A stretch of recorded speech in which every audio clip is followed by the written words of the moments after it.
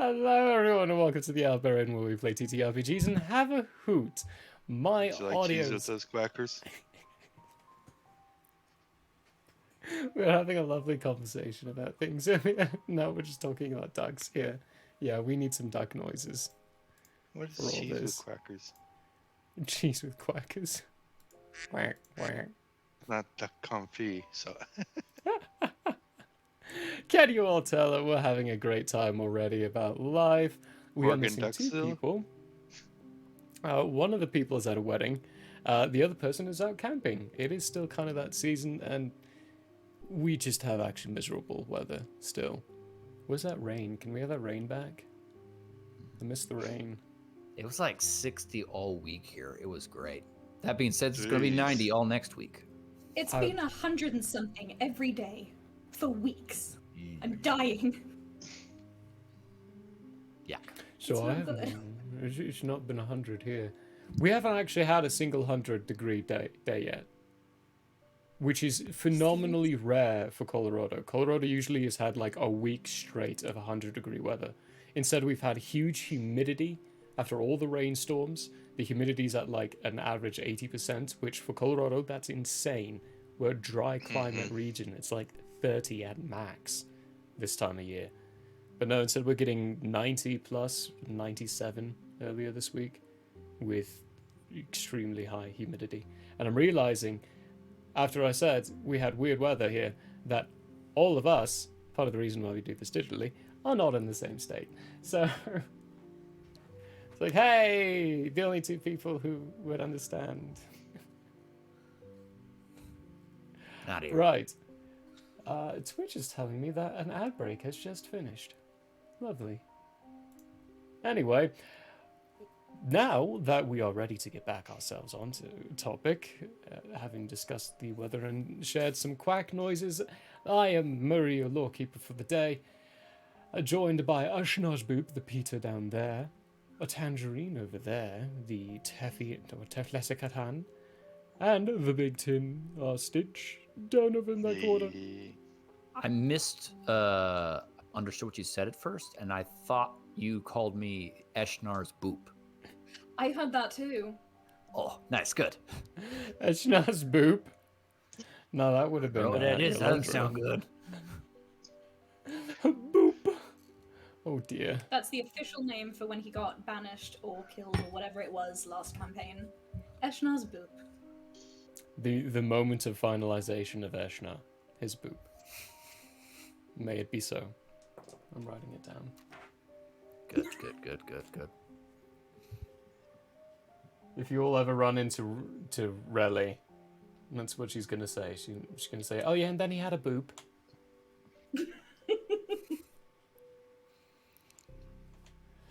Well, boops aside, this coming week we have some lovely, exciting things happening. Tuesday at 8 p.m. we're going to be doing some game. I think we're hopping back into Daggerfall and still enjoying some stuff there, seeing as I will be able to join Ben for the shenanigans.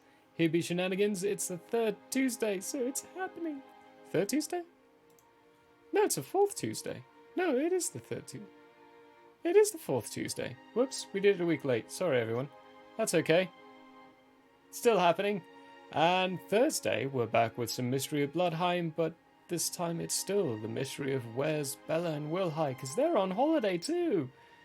It was August this year. Yeah, they don't get back till the end of the month. It's great. Oh, wow. They needed a holiday this big. They really needed it.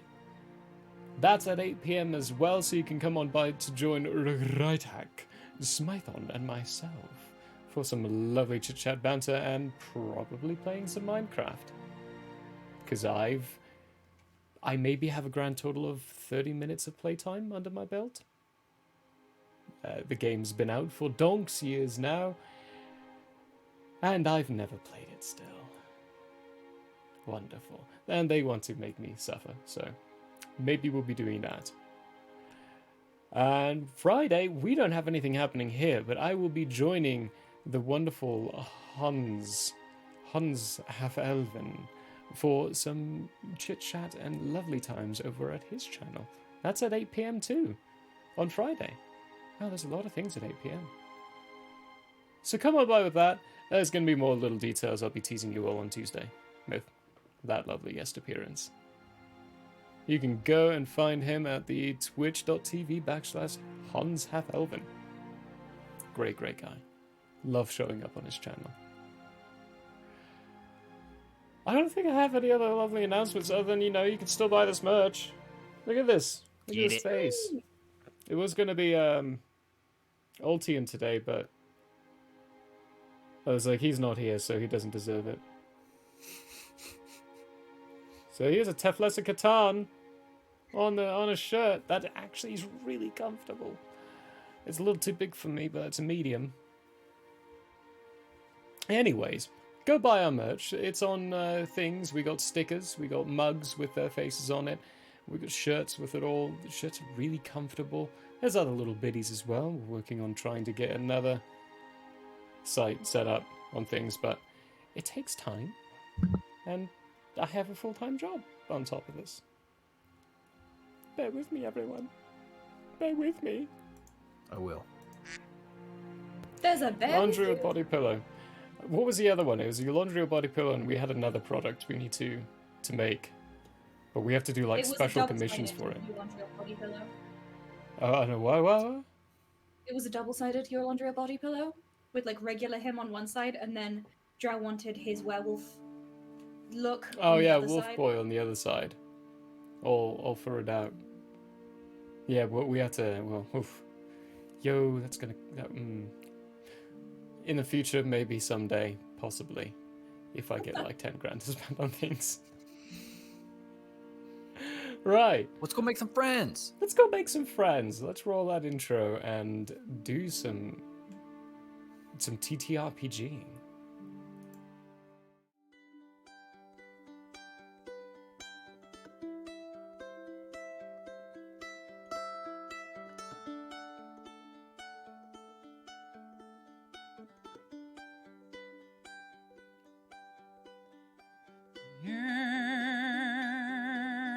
It is open, my friends. Battles have yet to begin. Laughter will be heard in gales and floods. If not, at least there will be blood. The sorrow and loss may abound. We'll do our best to hold this hallowed ground.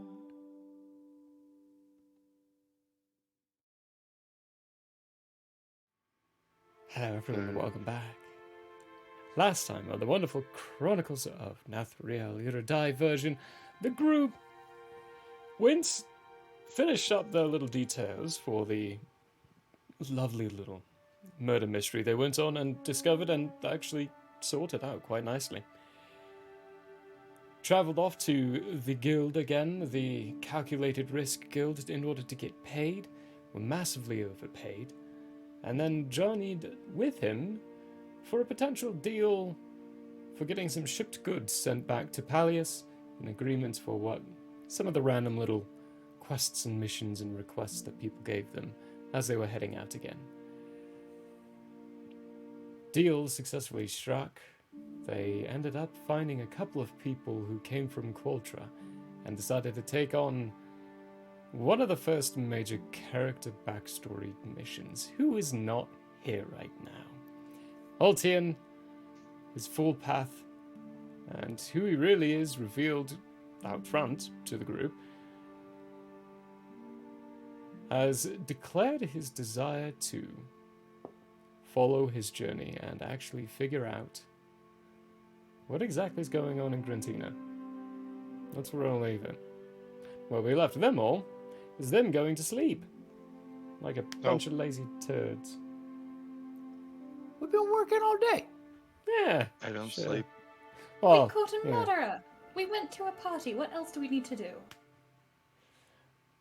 I have plans. Work. All right, what's Okay. BT doing when while everyone else is sleeping? I have possibly wrongly derived from this guild calculated risks that there's going to be things going on all night long, Oh yeah, all night. and they always involve betting.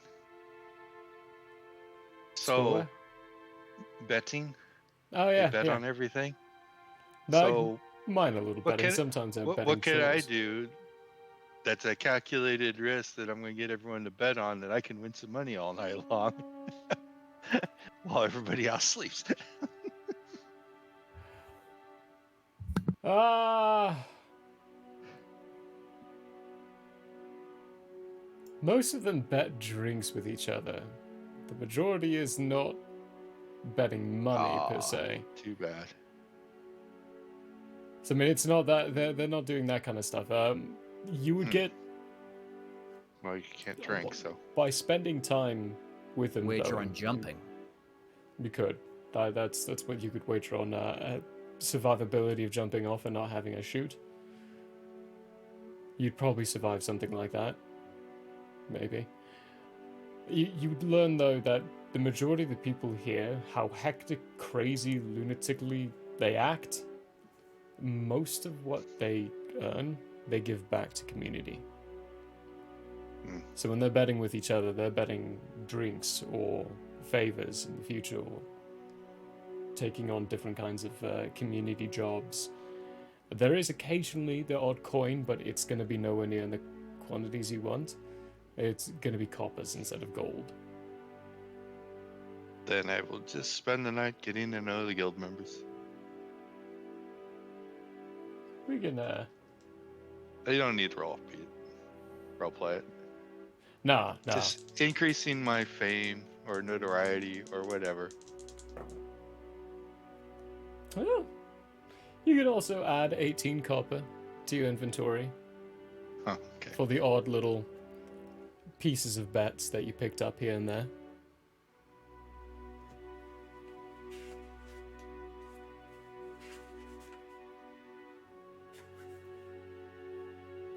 It's the first. The third lunar. I've Thank you. given up all dreams of trying to remember what day it is. I'm living in the moment. Mhm. Tangerine asked inside the chat, so I had to Oh. figure that out. So I guess Snozboop's gonna wake up and turn to the group and say, "Well, we said we'd meet our friend, whose name is Menathius. Menathius. There it is, Menathius Groan. We're gonna meet Menathius Groan outside the city. Is everyone ready to go, or does a stop need to be made?" I'm ready. I'm ready as This- well. It's probably Zara, Ultian, you ready? the quietest moment inside the inn at this point. There's a lot of passed out people on the ground, people sleeping on tables as well. Maybe about 10-ish a.m. or so, so not early in the day, but not super late. Zora looks up at him. Good to go. Ultian, yeah, ready whenever. Very good. I'll- Let's go. I'll let go of the chandelier. Lands on your feet. Calculated risk. It's been a delight staying with you. Until the next time. There's a few groans of, one person lifts their hand and you hear a muffled, "Pleasure to meet you. Have fun out there, Big Ten." And we Hang head in there, out guys. to meet our guy, Menathius. Oh, I just made a lovely friendship with a guild here. BT just leaving this massive impression. Right as you open the door to the front here, there is a Menathius standing right out front, and his hands right towards the door handle. He goes, oh, oh, just the people I was looking for as well. Strange. Matthias, good morning. We're just headed out to meet you. It's very peculiar. Do you find it weird whenever you find these circumstances of going for opening a door and very suddenly the door is opened in front of you? I usually It find doors are happens. opened for me. I wouldn't say it was particularly weird, but I'm glad that you find it interesting. It's always fascinating. Laughing inside BT. That was funny. There was an interesting proposal. Would you all like to not go by feet, but go by air? An interesting proposal indeed. What's the other part of that proposal? Well, I leave it to you. I already made agreements with you to be going to Vilt. But before I left, there was... you all left early, the party. But before I left, there was a interruption. The admiral had to leave. And then the captain of the ship came to me and said, we will be heading your way to Vilt in the morning if you would like to come with us. Oh, seems better. Let's fly. Taffy, what do you think? She's gonna be kind of like frozen for a moment, mouth open, as she's clearly. You're of breaking this. out. No, Now it's breaking. the mic's cutting constantly. She's gonna kind of pause for a sec while she figures out the wording, but then she's going to say, you know, if it's all the same to you, I'd rather stick to the ground. She looks very concerned. Now you We can't hear you, Pewter. Teffy, I'm sure it's be perfectly safe and much faster. If it makes you feel better, you can hold my hand the whole way. I'm not too fond of being far from the ground, being away from ground level. I've had bad experiences in both directions. So You if- can stay under deck the whole time. It's like sailing on the boat otherwise. Just common good God, sense. no, absolutely not. Those things have a clear bottom. Good God. No, they don't have clear, but it pulls. They don't have a clear bottom. They don't? I thought they No. did.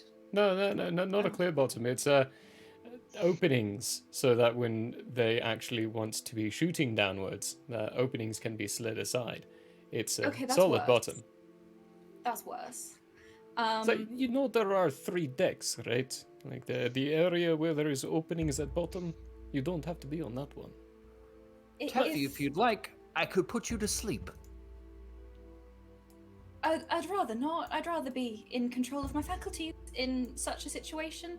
But Zap. if everyone else thinks we need to go by air, I suppose I suppose that'll do. Very good. It's decided then. To the boat then. Lead the way, if you would, good Menathius. Absolutely. Think about it this way as well.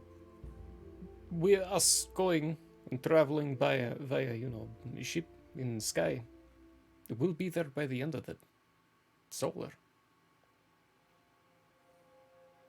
They're very quick. She kind of stammers for a minute. It'll be an and experience worth it. He claps you on the back. She's gonna pick up a rock as they walk, just so she has a piece of the ground to hold. No, good idea. I missed. How long did he say he was going to take? One Today, solar. Oh, you'll arrive at the end of the day, basically. Or the perfect. start of a Okay new then. day. Okay. Very good. Right. Off we go. Getting back up there, there is a... You get to the top of the plateau where the ship is, and you see Admiral Sopre down on the ground while some people are hoisting up some luggage crates to the top, supplying the ship before leaving. An elf catches sight of you all, leaves her side, and walks over. Hello, my name is Captain Xanis, and I am the, well, proper captain of this ship. Yeah, I know you're Menathius. These are my charge. I agreed to take them to Vilt. Ah, yes, and distractions. Right. Yes, you. When you're up there, it's only going to be about a day or so. We have a series of questions, if you all don't mind answering. There's a few things we'd like to understand a little bit, and we think we might be able to get more clarity from yourselves as opposed to the channels that we're being directed to. Of course. Ask away.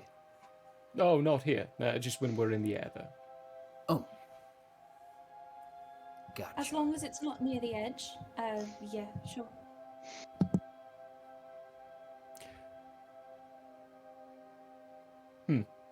Well, in that case, by all means, find yourself on board. If you would like to get yourselves to where the wheel is, the Admiral will be up there in a moment and would be pleasantly happy to have a conversation with you, to know that you're What's on the captain's name ship. again? Captain Xanis. And the spelling is In chat. Zanis. Did you say Zen? Z-A-N-I-S.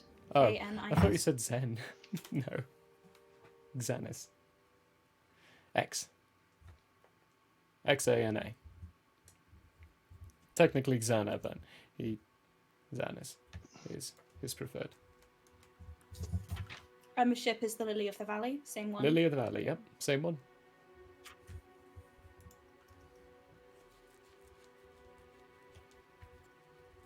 The Admiral, now that you're there, you see there's a larger crowd of looks to be calculated risk members, ones who departed earlier on.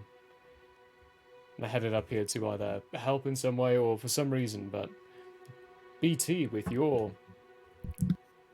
newfound capabilities, while you're walking around, you can see her saying,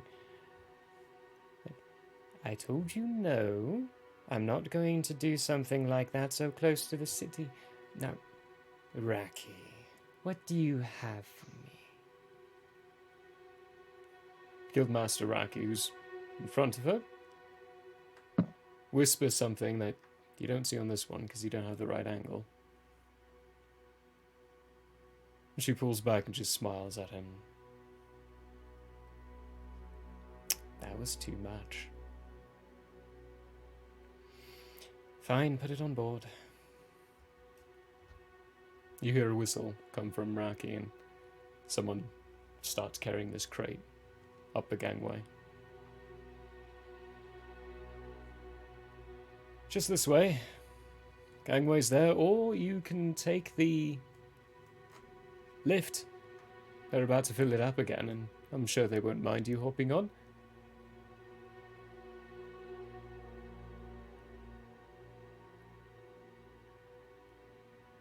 You all look stunned. Have you seen this? You have seen this vessel before, yes? Yeah. Are we not on it already? I get on it. You get on it now. I'll take What the do you- lift. And take the lift. Ooh. You sit on this lift that gets pulled up, and people looking at you, few of them recognizing you from the day earlier or the night earlier, they just start piling the boxes around you. And eventually start getting creaked and lifted upwards. But once you're all on aboard, where are you going? Tevri's going to go towards the center of the deck. And she's going to find like a very sturdy looking fixture. Whether that is Mast. a bench or a mast, don't really know, but she's going to find something very sturdy and she's going to just kind of like hold on to it. Yeah, there's the mast. You can grab hold of that. That's probably the sturdiest thing, the third mast. So the one closer to, what's it called? The top deck, the upper deck where the wheel is. My ship terminology is escaping me. Snazboop will signal to the other three and say, well, let's go talk to the Admiral then, and go up to Admiral Sabre. But it was the captain who had questions for us. Yes, The captain yes. said the Admiral had the questions. Yeah, he also said the Admiral would be pleased to speak with you before the details. So, getting up there, she's not quite there yet. She's currently walking her way up the gangway. But when she reaches that point, I'll go up there and put my paws on the wheel. That should look fun. this large cat-like being that pulls on the wheel. Oh, that's cute. It's been a while since I've seen a cat steering one of the ships. Although the last one died. Right, don't break my ship. Make sure your weight doesn't break it. Good to see you all on board, Admiral Sabre says as she walks up to the wheel herself. Random little moment of surprise. I heard that you were heading off to Vilt, along with Menathius, of course, and then my details ended up actually sending me that way, so I figured why not? I'll give you a lift. From the central mast, Teffy's going to yell, "Thank you!" You're welcome. Does she not like ships? I think it has something to do with her being Earth Ganassi, and also some very bad experiences that she has had previously when away from land. Oh. Well, that's rather unfortunate. This is going Quite. to be very uncomfortable for her.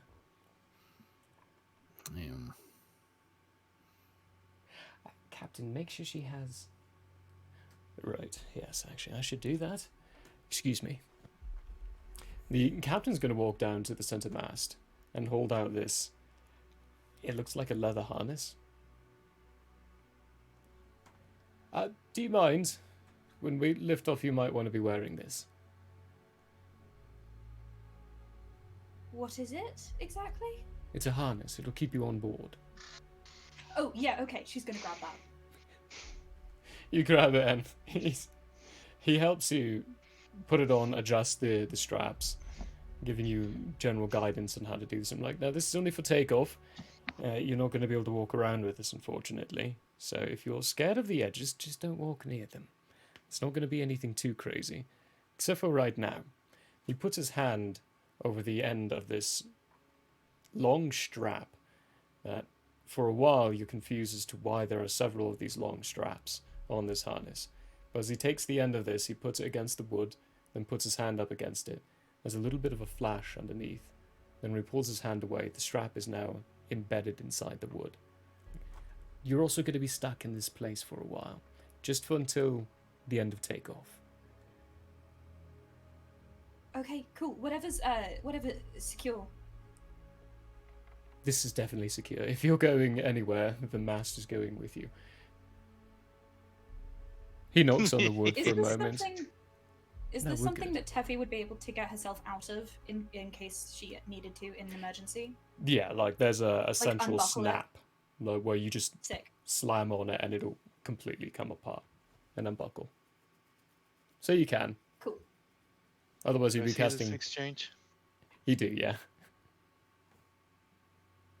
You would. So while I'm still holding on the wheel, I'm gonna yell down, "Teffy, I'm gonna fly the ship. Ooh, he's going to find a ship. Fly the Fly." ship. Fly the ship. Fly. Teffy starts sweating. Just like clammy, nervous sweats just beating down her forehead. Well, if you'd like to, we certainly can when we get up there. Not for takeoff, then. Takeoff is mine. It's always mine. The captain, getting back up to where you all are, hands out a couple of other harnesses to other people and gets to you, BT, with another harness. And, actually, this is not going to fit you. I wasn't thinking about that. Are you going to be okay. fine? Okay. We'll go Sure. over that. Yeah, harnesses are not necessary, but if you would like to be absolutely secured, we can put those on. I would probably recommend it. The Admiral is lifting us off. Snotspoop will wear the harness as well. Securing up.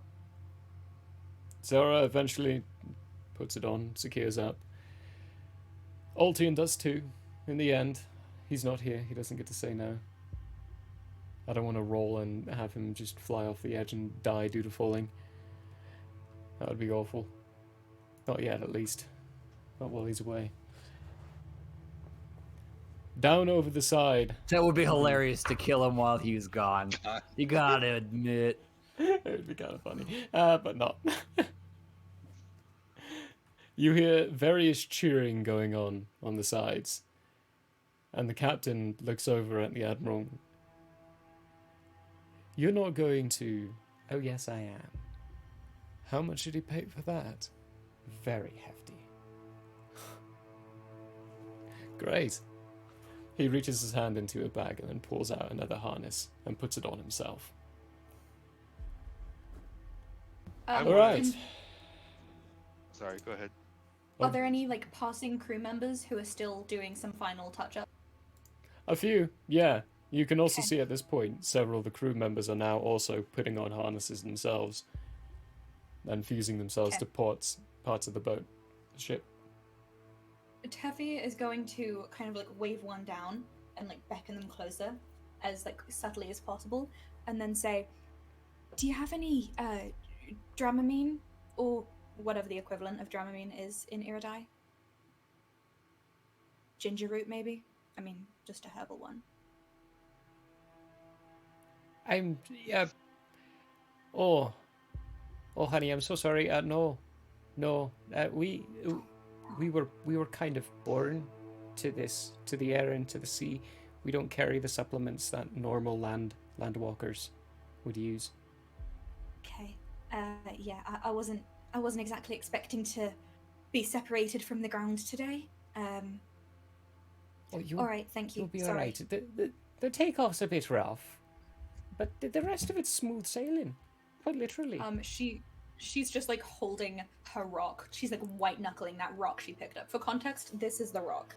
Oh, hey, look at that! You actually have a rock. As she clutches Well, that always rock, works. she feels a hand pat her on the head, and then she hears a message in her head that says, "Don't worry, Teffy. It'll be all right." As Snotspoop casts Mage Hand and then message. She's gonna I want thumbs up in his general direction. to find a spot on the deck close to the captain that has an unencumbered area from rail to rail. Unobstructed. Path rail to rail. I'll go stand in the middle of the deck and I'll look at the Admiral and go, "Admiral," and actually look like I'm planting myself in the middle of the deck, and I go, 10 gold if you can make me hit each rail. No. Okay, give me a persuasion check. It's not too high of a DC because you're introducing the Right. aspect of money, and that's something that she loves.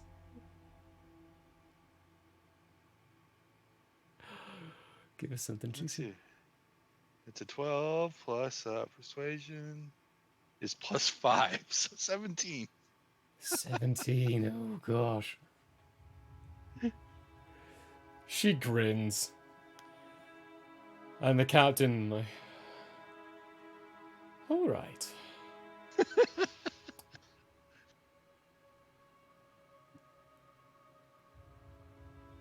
A few sound calls start coming around the ship, and you hear, in general, at the end, the captain look over at the admiral and say, "Ship's ready, anchors pulled, we are loose from the ground." And that grin from the admiral just grows. Let's see if this one's going to be good. As these I'm not side leaving arms. it just to momentum. I am actually trying to stay put. Yes. Actually, let's get an athletics or acrobatics check from you now. Athletics. Athletics? Yep.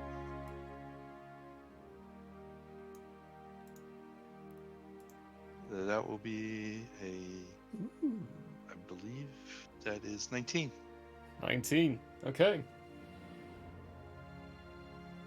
The side poles on this ship that are folded in begin to creak outwards as you can hear the wood start to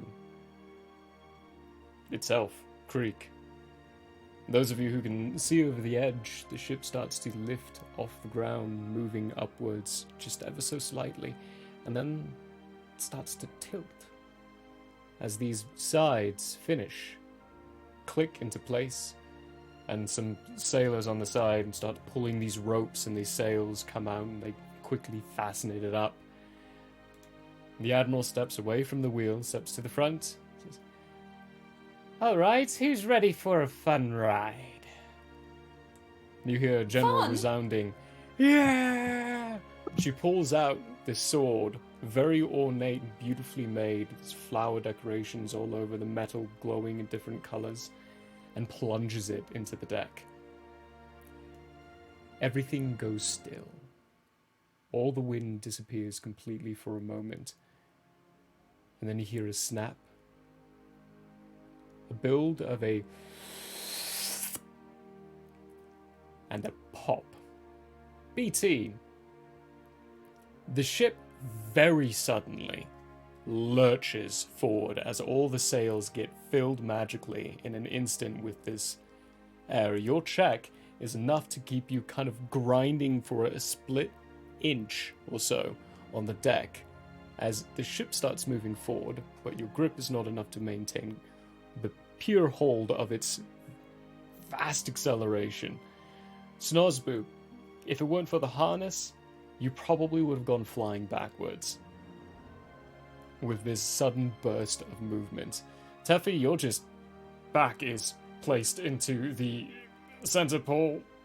Like, it's the G-force on here is, whew, it's a roughie. And then it starts to Sabrea tilt. is Miss Frizzle. The ship starts to move to the side. And PT, you don't have claws. Wait, hold. I'm so sorry. What happened to Phyllis and the cart and everything? Oh, totally Did we bring loaded them? in. Okay, cool. Yeah, it was the whole deal thing. No one asked, but they just assumed you were going to say yes, and they totally took Phyllis in your carriage. You would have had to convince her to let her have your horse back and your carriage back. Yeah, good. Can't leave Phyllis behind, or all those food supplies that you got. Right. Well said. But the ship starts going sideways, and there's a point where you yourself are sideways, and BT, you feel the ship leave your feet. As you're moving forward, you start to move backwards. Still carrying some momentum, friction slowly slowing you down, the ship starts to pull ahead of you. And if you look back at the Admiral, she's just looking at you with a smile. And she very Try to suddenly... regain my footing. Try to give me an athletics check. Athletics or acrobatics? It'll be athletics. Athletics? Okay. 10. 10. You pause, start moving. You grab hold of something just in time as the ship whips. You hold on to it, and just barely, right at the end, so you maintain your grip. Your tail nearly flaps one of the side railings. And you hear the captain say out, Admiral, remember, he is quite heavy and could break the railing. Oh yes, that is a fair point. I'll give you the gold. Please don't break my ship. It's my ship right now, Captain. I know.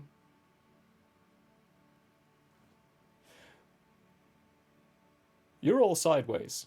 So's the ship. Except for you, BT, who's holding on. Like that cat holding onto that stream in the motivational posters. Mm-hmm. That's what we got right now. Very quickly moving vessel. Alright, fine. You win, BT. She levels it out again, and at this point, looking down, because you can all see down, even you, Taffy, the ground is maybe about 5,000 feet below you. You can see clouds start to travel underneath you.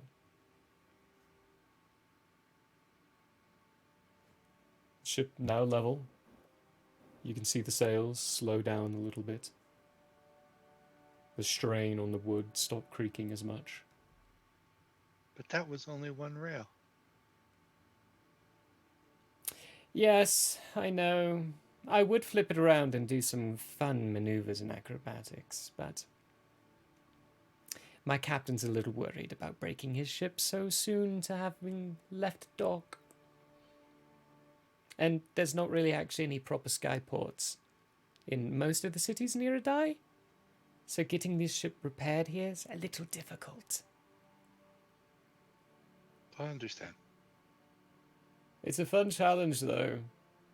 If you ever do see her in combat. Whew. Taffy, go ahead and give me a Constitution saving throw. Okay. I would like to say that Teffy is now probably green rather than her general glaucous color. The specific, vininess to Teffy's skin in certain places has turned a bit more of a vibrant green than usual. And the stone-coloured skin has paled. So that is going to be a 15. A 15? Mm. You can feel the flutters and the butterflies inside your stomach, and it's almost like you can feel your stomach deciding to nearly flip itself. Okay. Uncomfortable and sick, but you're holding it together. No puking yet. Okay. Cool. Then you all look over at Ultian, and he's grabbing hold of the side rails. His eyes, they're no longer that top closed slit, and then rounded at the bottom is just pure white circle.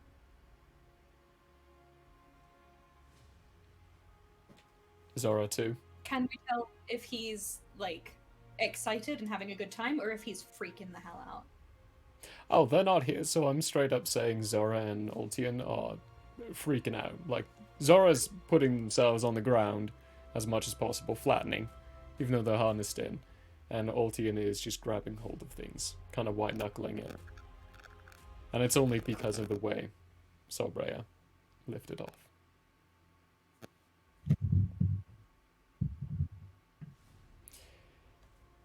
The Admiral, though, at the end, removes her sword from the deck, puts it away again, looks at the captain and says, You have the ship?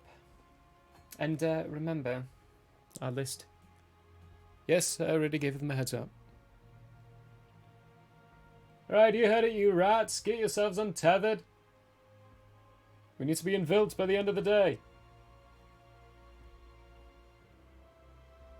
Captain coming over to you. Captain comes over to you, Schnozboop, and starts undoing the strappings that have been put into the deck. Well, how was that? Did you enjoy your experience? It was definitely a new one. Did I enjoy it? Let's see. I decidedly did not enjoy it, and hope to not repeat, but it seems to be a very efficient mode of travel, so it does have that going for it. When we arrive in Vilt, make sure you look up when you're on the ground for when we take off. You'll see what it looks like on the ground level. Now that you know what it feels like. It's very... The first time, it's actually how, having finished undoing the straps, he hits that button in the middle, takes the harness off. It's actually how she got me to agree to be her captain to begin with. She showed me the capabilities from the ground, I thought it was cool, and said, I'll do it. That and she pays well. Money seems important to her. Surprisingly, yes. But then you get to know her. You realize it's a little less more about the money. She has ulterior motives.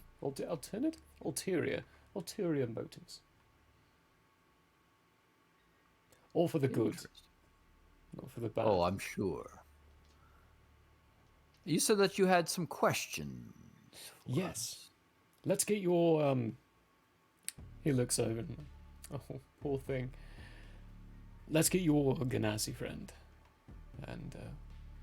And BT and retire to a quieter location. Actually, probably just up here. The crew will be fine. Very good. Lead the way. He untethers you, Teffy. Helps you. Teffy's gonna fight him. Not violently, just like protesting. I'll tether you back in up there if you'd like. Or we can go below deck. There's no way of falling out below deck. Unless we're being attacked and holes are being blown in my ship. And I don't like that. So it'll be fine. Wherever is the least out in the sky. Let's go below decks. Following. He takes you all to a nice little quiet corner. Quiet area. Looks to be a storage room of some sort with a couple of chairs set up. A lot of ballista bolts around, a few with peculiar heads. Some that look like, Ultian would look at one and go, that's an explosive. And in fact, indeed it is an explosive.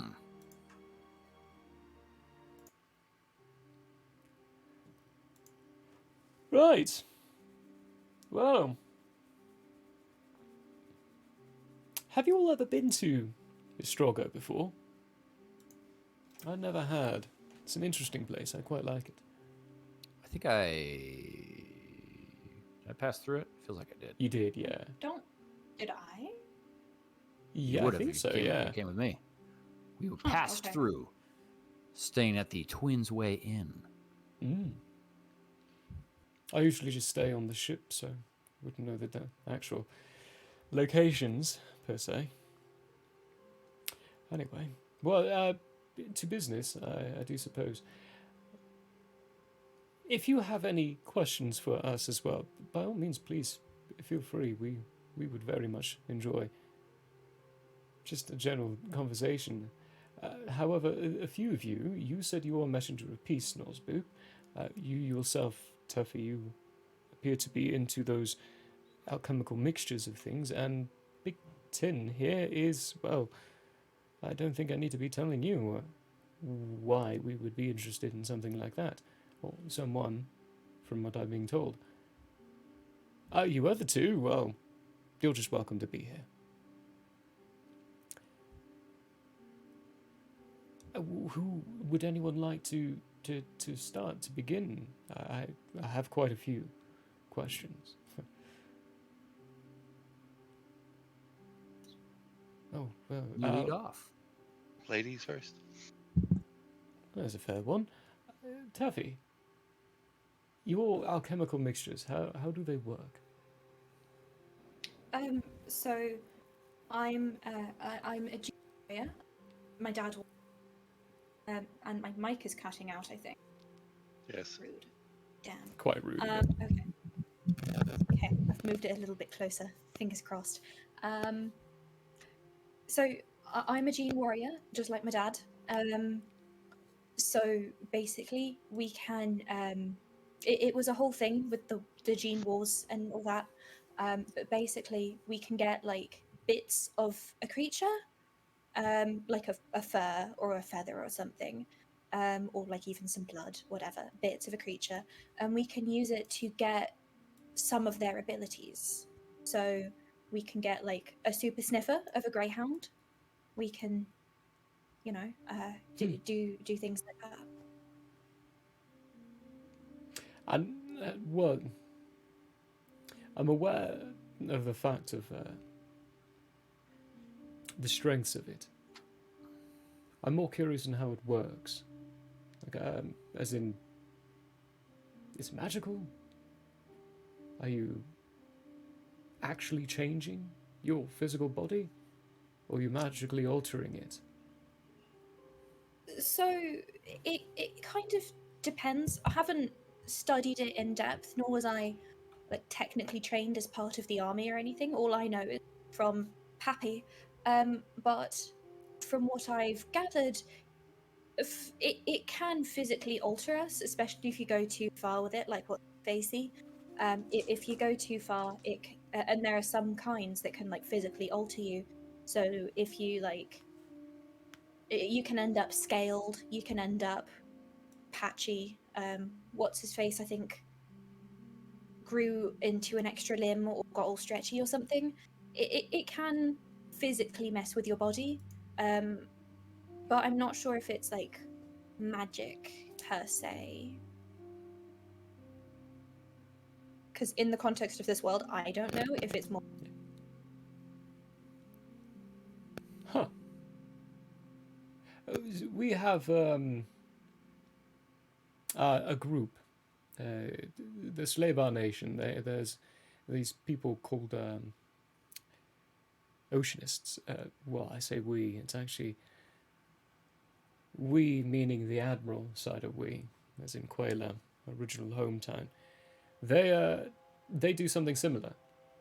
They drink something and it turns them, not giving them a sense of the animal, it turns them into the animal for a certain time frame. I'm just curious in the differences between it. Well, she's curious to the differences between. She comes from a similar sect to that. They're all alchemical, and nothing about it is actually truly magical. That, and she ran into an instance of lycanthropy. That wasn't magical, but it was done by disease, but not a proper disease. It was something that physically changed and permanently altered your very being. Like your physiology. So your genes were changed then as part of this disease? Yes, or but whoever it was? one thing that we have to get over the fact is before we arrived here in Iridai, we didn't have a word for gene. We've never dabbled in things like this before. Much like you do not have flying vessels here, we have never actually dabbled in Andrea, in genealogy, and what the alterations and differences between the two. Okay. So Tangerine speak. So since Teffy kind of grew up with this, it's just kind of something that she understands how to do it, but doesn't necessarily understand all of the ins and outs of why exactly things are the way they are. As I said, she wasn't trained as part of the army. Yeah, it's kind of So her like explanation I can mix you a dang good drink, but I cannot explain to you why it's a very good drink. I just know it through experience and through tasting and such. Totally possibility, people. Absolutely makes sense. That's all very well and fine. We can. Well, that might actually take me to the second peculiarity she would like me to ask you about. You're from the Vesuth Republic? Me? That's a wonderful question. Where did I put my book? Welcome to the hour where I get to test everyone's knowledge in their own character lore. Okie dokie. So Quadpolis. Yes, it is part of the Vesuv Republic. Yes, sorry. Okay. I am. And the gene dealings, the Gene Warriors, as they're called, they're based out of the state of Optula. So Oh. how have you gotten yourself? You said your Oh. father? Yeah, Pappy was part of the like actual armed forces for the states, but once he got out of the service of it, he decided to, get married and move off to Versuth. Kind of like a retirement. Well, it explains If the you like. displacement. And how did your nation respond to the fact of Eshnar's defeat and the rise of the old gods? I'm gonna level with you. That was before my time, so I am not certain. I mean, we're very happy to have all the, I guess, the old gods back, but they're just the gods. We're happy to have the ones that we've got. Do you receive any chatter or conversation regarding Eshnar? Wonderful question. Let me see.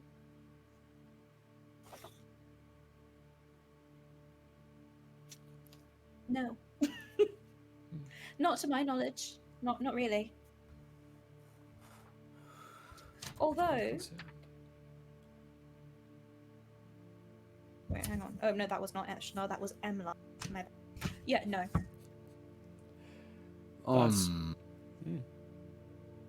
I remember Eshnar. She did not seem good. But I also understand that he came from something. Could you tell me of Eshnar's beginnings? Oh, I can. Well, to a degree. My particular knowledge and familiarity is a little along with Teflas's side here. We never really... Part of the Shalas estates, we never followed religion that much. We left that more for the mainland. They fought over it all the time, with one side saying Eshnar's the only god, the other side saying there is no such thing as a god. It turns out they were both wrong.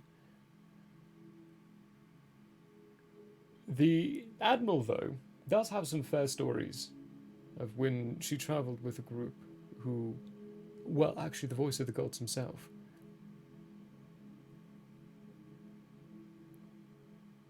Oh, It was really? almost as though that Eshnar was a good god, but turned out that he wasn't.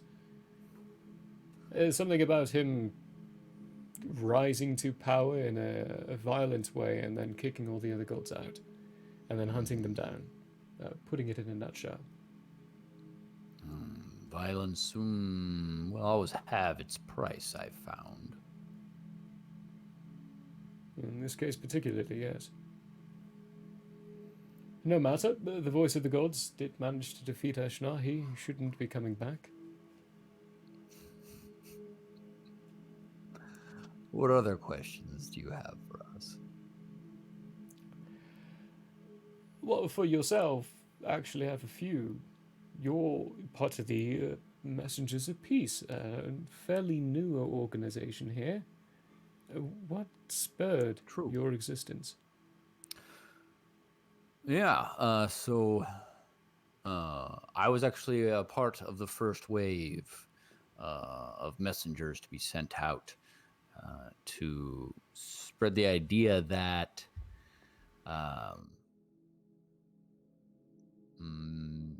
pacifism, that peace can work on a large scale. And the reason for that is the elders of our clans looked around Iridai and saw the violence that is occurring and been occurring since the golden age of peace.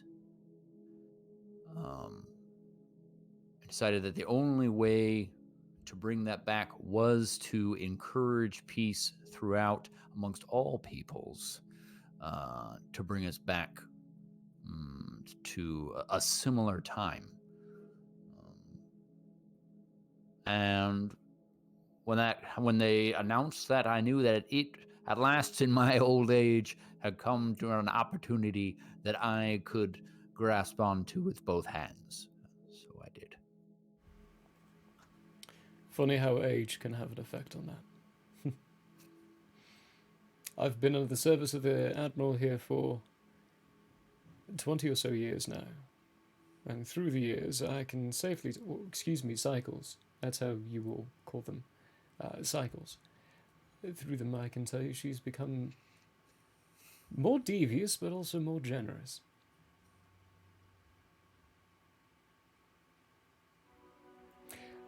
So you came through need for peace.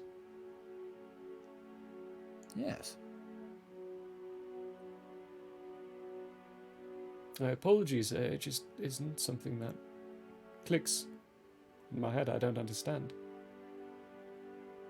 It does not make sense to many people, but I think that's one of the reasons why they chose me. I've always been fairly patient.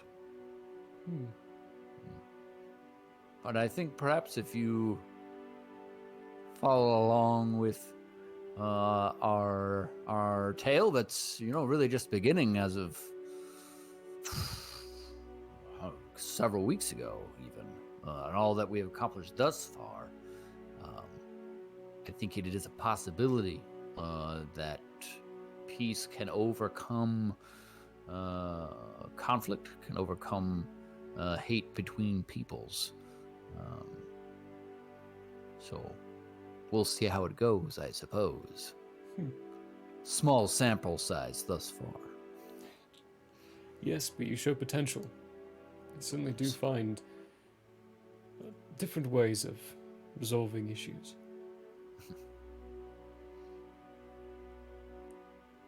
Resolute. Apologies. The Admiral also told me that you're having difficulties coming up with the name, not something we're all unfamiliar with as well. From some of the stories Raki told me, the names of some of his groups that they've troubleshooted. They had one called the Curious Critters.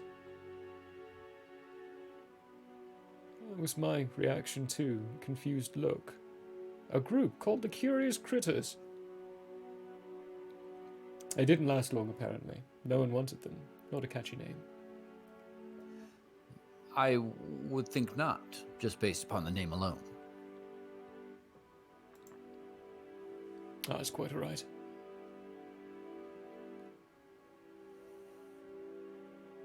I don't know when Twitch started doing this, but they're telling me when the ad breaks are playing, and I love it. Oh. An ad break's playing right now. Thanks for subscribing, everyone. We appreciate it and love you. The Resolute. Do you have any other questions, perhaps for Big Tin? I'm sure he would love to answer all of them. I have quite a few. Big Tin, I'm sure the Admiral tells me she informed you in the fact that we've encountered a few of your, well, like you to a degree. Steel predators, yes. Well, no, not steel predators. I mean more of the constructs. Yes, that's the word. Constructs. Tell me, would you define yourself as having a sense of sentience? I have been told that I'm sentient. By whom? Snozboop. Snozboop, how... Would you mind explaining your reasoning? My instrument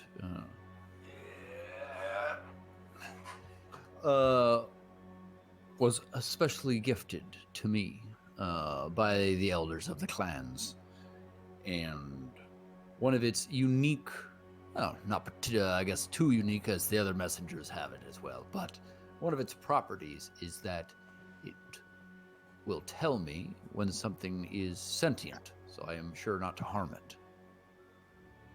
And it tells me that Big Tin is sentient.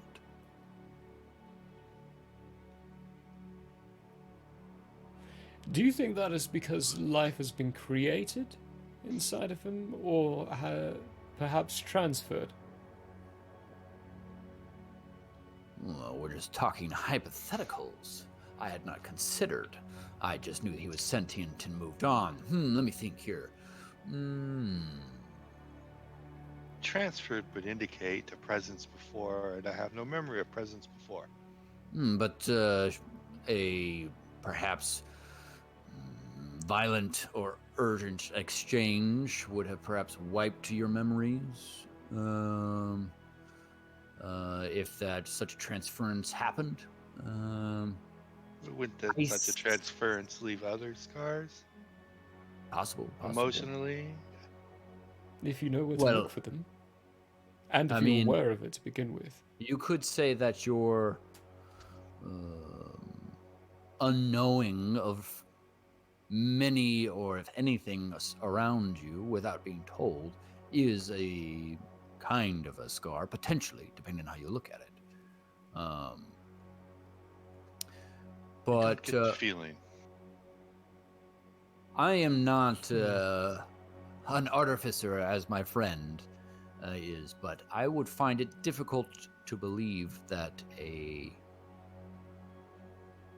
person, an individual, could create sentience. So I suppose my leaning would be to the transference, now that I'm thinking about it. But I am definitely not strong on that point by any means. It does not particularly matter to me one way or the other. My friend Big Tin is a sentient being.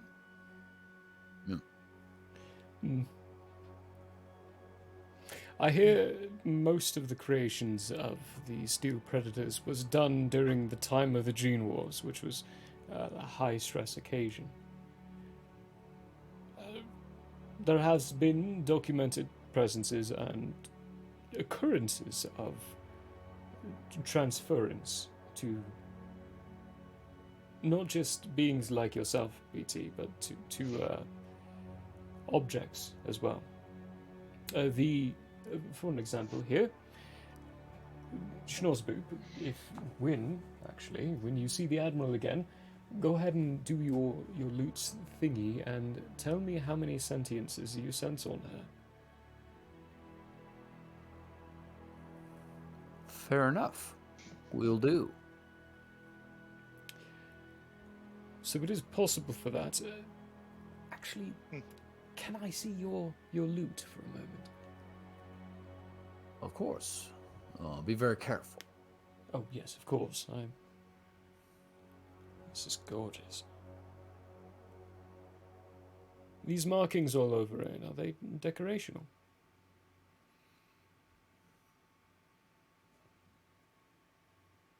I'm not sure what markings you're referring to, so I don't know the answer. It's your loot, ornately made.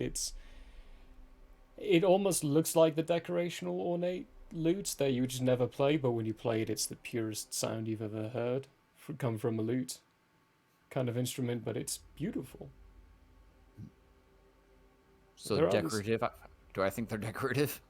Decorative, purely decorative. It's like there's little weird floral twists and some straight lines, little dashy marks over it. Yes, it is decorative.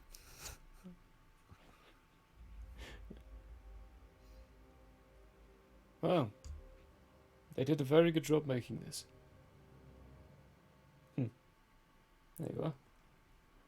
Thank you. Of course. BT, one more before I give you all a break and see to some duties myself. When your creator was making you, do you know why they chose that figure and frame? Why not create a sentience inside a humanoid, like most others? I have no knowledge of my creator.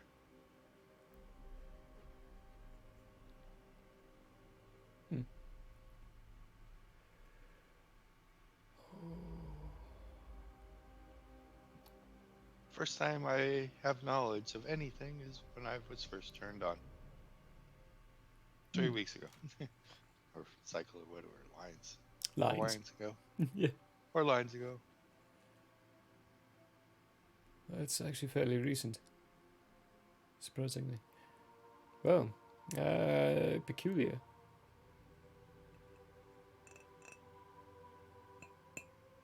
I don't really have any other questions per se right now. That has answered the information that I needed on certain things and aspects.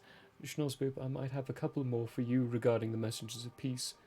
Oh, A few logistical I'm happy ones. to speak about them, of course. Like you said, first wave. Actually, just a couple more right now, if you don't mind. You said first wave. How many more waves are there going to be? Until we are successful, I would assume. And do you think your message of peace will end here? Do you mean in Iridai? Yes. That's an interesting thought. It may. I do not know what Quela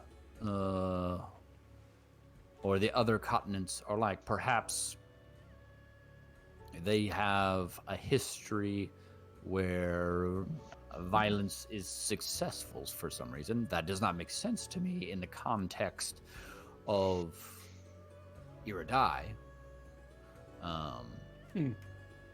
But that would be for the elders to decide, I think, rather than me.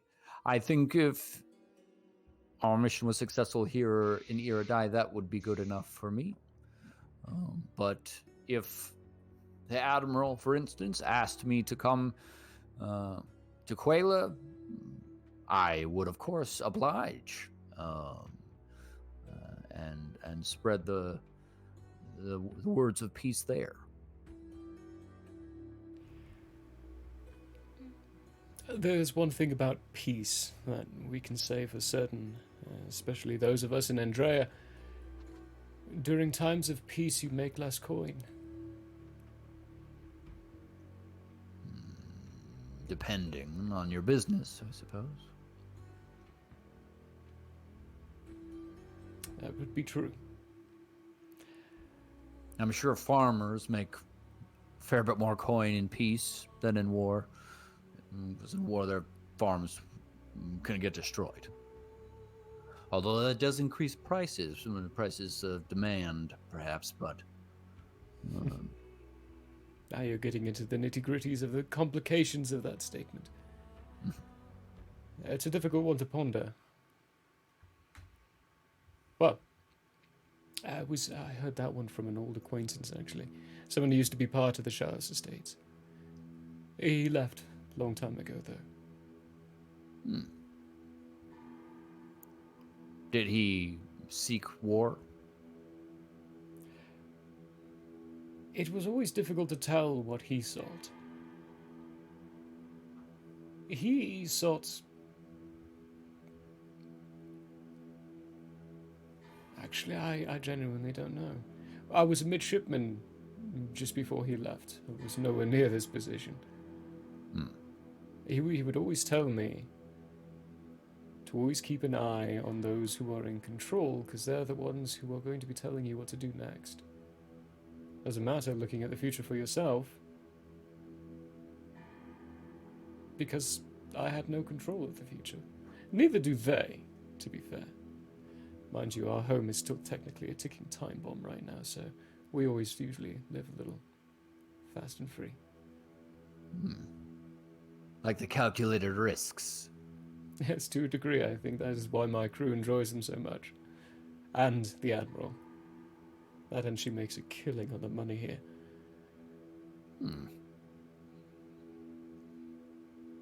Any other questions, Captain?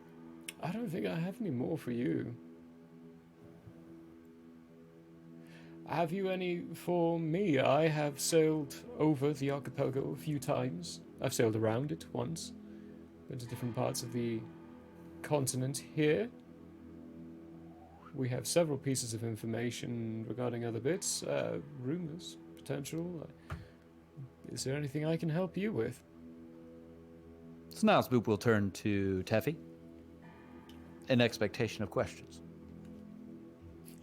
Did you ever make landfall in the archipelago?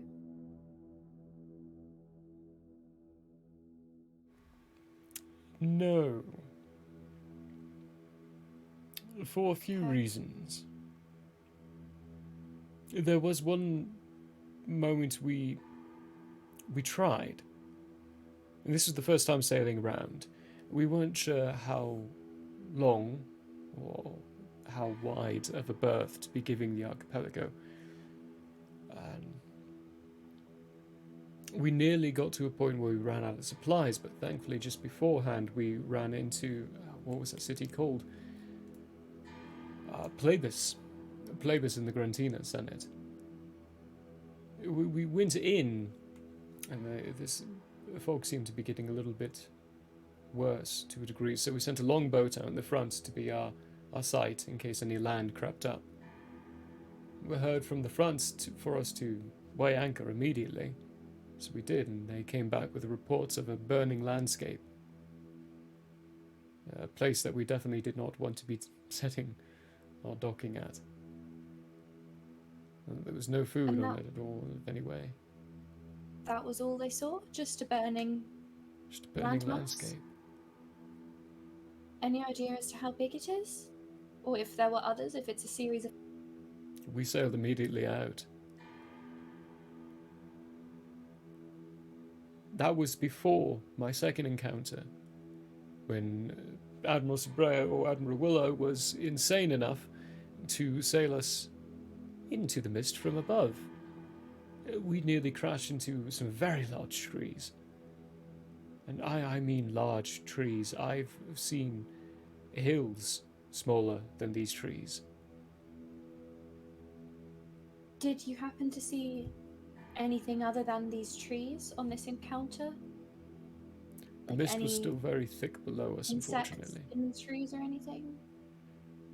Not from my If you got close recollection. enough to almost crash, you should have seen at least a bug. I was trying to make sure we didn't run into any branches. That would Understandable. probably be something you might want to ask my crew about. But also, we were only in that situation for maybe 13 seconds.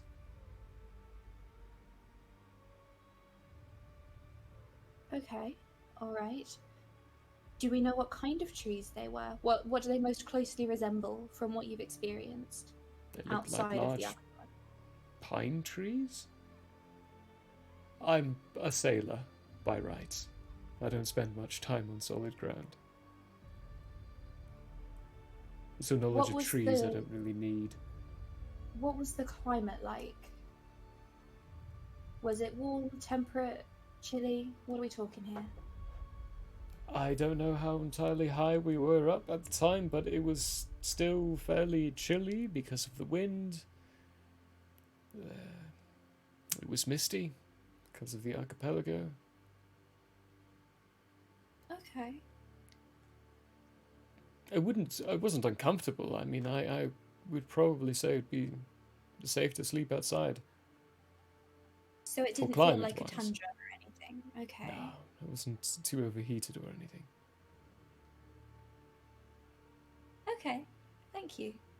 I think that might be all of the questions I have for you at this point. I might snoop around and ask the crew once we've made it back to the ground. I miss the ground. But yeah, that's all I've got for now.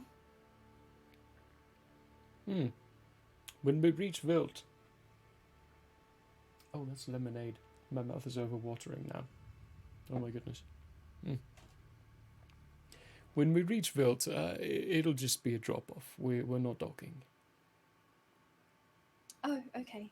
Then I might see if someone can answer some questions while we're still airborne, I suppose.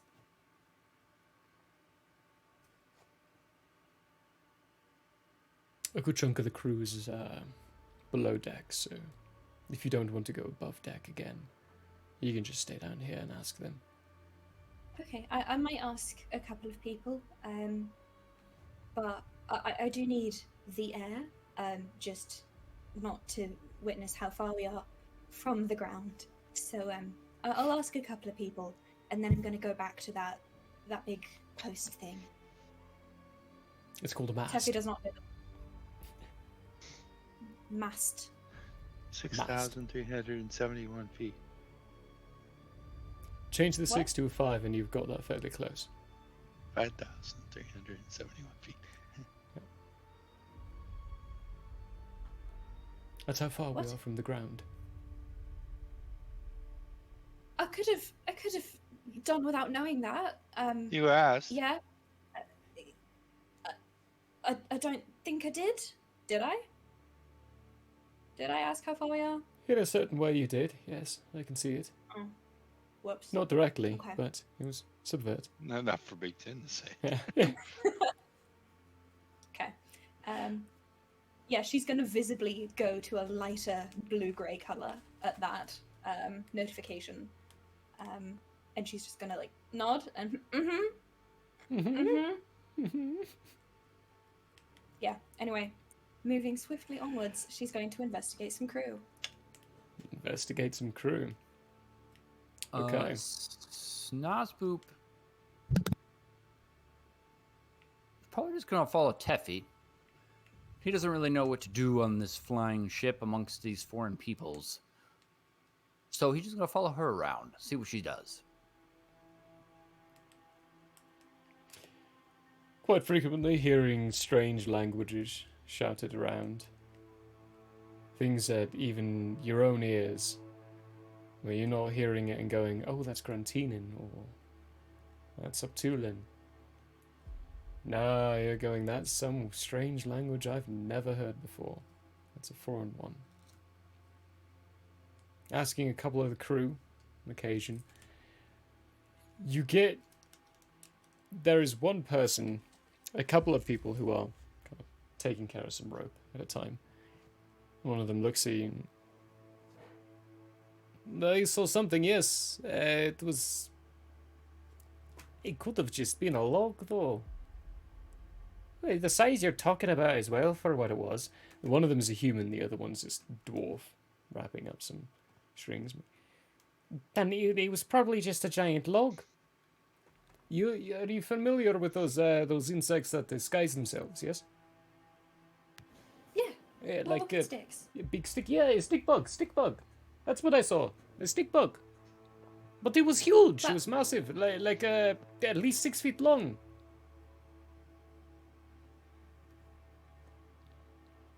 Okay, 6 feet. Okay. And I'm telling I you, had- Diggy, I'm telling you that it was a thing. It was real. There is no bugs that large, especially of stick bugs. Have you ever seen a tree that big? Well, no. My point in case. It's an argument I have with him all the time. There's no such thing as large bugs. There absolutely are. Yeah. I'm gonna side with Matey Boy here. I'm a firm believer in these large insects. I like this one. She can stay. Would you like to take his place? We'll throw him off right now. He smiles with that reaction, laughs, and kind of slaps you on the shoulder. I'm like, I'm kidding. We would never do that to someone. What was that? Someone falls off. Man overboard! It's fine. He's got his glider suit. He'll be back on the deck soon. I'm going back to the wheel. I was Okay. promised I could see the ship. Going back to the wheel, I mean, there's someone at the wheel who's kind of guiding it around. Actually, we'll get to that in a moment here. Yeah. But yes, I did see something. And I swear I saw something. I know I did. Okay, and I believe you. I appreciate it very much. What was your name, sorry? My name is Substin. Substance? Substin. Substin. People just call me Sub though.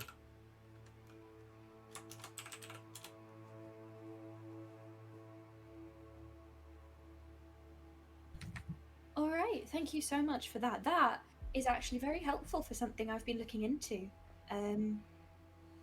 Did you happen to see if it was the one like landmass, or was it like a string of islands? What kind We of? saw nothing underneath. It was all still mist. There was no ground. There was just tree and bog. How far could you see in this mist? Not very far at all. I only caught a glimpse of the branches because of positioning. So what are we talking, like 20 to 30 feet of visibility max? 10.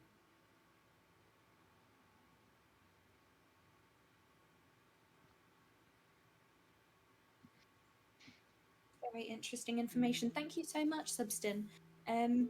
I've got to confer with some of my notes, but this has been very helpful. Thank you so much. And then Teffy's going to walk back to her mast and buckle herself back in.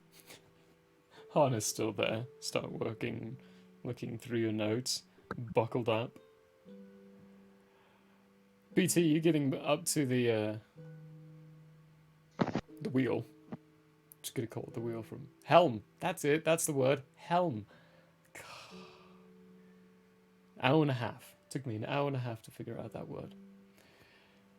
There is a half elf currently up there, just steering it. Sees you welcome. Aren't you a fun design? Wonder where your owner is. I know we've got a couple of guests on board. Where who is? That's fun. Is that programmed in? Or is that something you could just do? Reply to my Is words. it something that you can just do? I'm enjoying this continent now. Hey, I'm enjoying flying right now. It's great, isn't it? It's only my first trip over on this one, just joined up recently. Can I steer? We're at a safe altitude. We can't go up and down. Sure. Hey. Put my paws on the front paws on the wheel. Now, you see this knob here, this top one? If you twist it over to the left, just like that, and go 3 nubbins over. Now, you see how we're redirecting a bit? That's what this does. Yeah. And you go back the other way and redirect our course, and just in front of you is the compass, so you can keep us going the right direction. Do-do-do-do-do.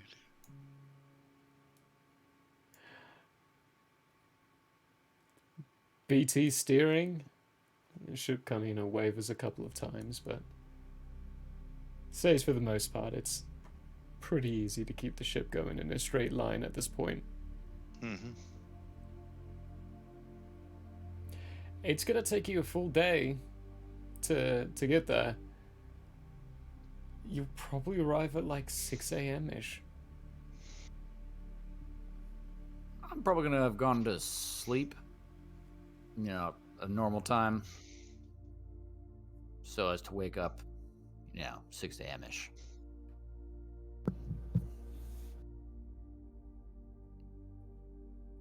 Well, I choose to believe that Teffy probably passed out in here and just stayed asleep for the rest of the night. Like, stuck to that harness. Just, like, upright but unconscious. there's a moment where the Admiral comes up and does a little showing off with how they can fly the ship with their mind, and gets BT in the air again, and then flips the boat, flips the ship, does a barrel roll, and catches BT. Yay. And during that time, Teffy just passes Yay. out of fear. Admiral afterwards going to you, BT, and saying, "See, I can do fun things, and I could have made you hit both rails." Then hands you 10 gold. And it disappears. You're fun of fool tricks, aren't you? She boops you on the nose.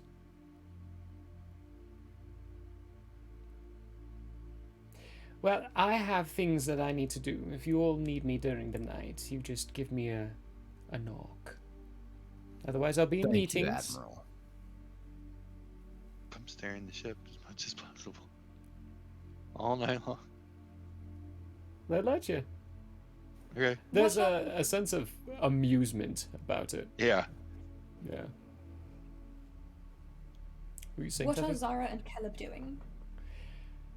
Caleb, or Altian, he disappears. He just starts hiding in places on the ship for reasons he won't tell anyone for a while until he gets back. So until, I tell the player what they observed during the time on their ship so they can inform you in turn. That kind of stuff. Zora is quietly observing. A lot of the mannerisms in the people on this ship are not from Iridai. They're from a different continent. So she is quietly watching. Cool.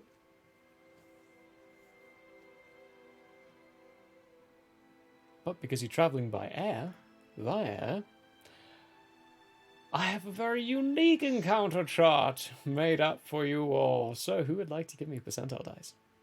Yay! He does. BT, give me a percentile dice. Meeny, meeny, miny. No. 21. 21. Okay. There is a moment during the night where, Also, yes, don't think this really matters, but just in case it does. So, as I'm steering the ship, I assume there are different people taking watches that have to steer, but then I convince them to let me steer. Every Yeah. person that is their shift, I switch words to and always talk to them naturally. in whatever language they're speaking. You get a total of 3 different languages shared in this ship. There's Reclorian, there's Bonin. At this point, Le Bon has dropped the Le part of it, getting rid of the nasty history of their previous king, and they're just called Bon now. And there's also the collective, or the, not collective, the Shallows language, which is kind of a mix between Reclorian and Bon. It's kind of, where you consider street talk of the two, but the words are intermixed and interchanged between the two languages. So they could be speaking one language at one point and then mid-sentence switch to the next language, but it's always street language, always street talk, like a new evolution of the language making its own. It probably confuses a few that I adopted. Oh yeah, definitely does. But one thing you also get is a lot of them are not too familiar or knowledgeable on a lot of magical traits. A few of them you would even get the history that Andrea only recently started practicing magic themselves. There was a whole time frame where magic was removed from the society. For reasons that none of them understand why. Table talk wise, we understand why because of campaign 1. But they don't understand, they just are more fascinated by the fact that magic is real and it exists. And you are a living testament to that. So it's always, there's no fear in any of this crew when they see you. It's pure fascination. A very strong change of pace. Willy Wonka? Oh gosh, yeah. Yeah. As I'm steering the ship. But during your encounter, there's a moment where you're up on steering. It's the dead of night. You've hit this large cloud bank where you're sailing through these clouds, and you suddenly emerge to this cloudscape below. Nothing but stars and moons above. It's pure quiet. couple of creaking and tussles of the ropes and sails back and forth. But the wind completely dies. The ship slowly starts to slow down. The helmsman, who's up there, it's fine, we've got something for this. Triggers a mechanism, and there's a slow to the boat as this hum starts to come up and then dies away again. The sails start to get minorly artificially projected forward. Spell storage mechanics implemented in the boat. Engineers from the Zarthorian Isles. Clever designs. They're the ones who came out with the design of the ship to begin with, actually.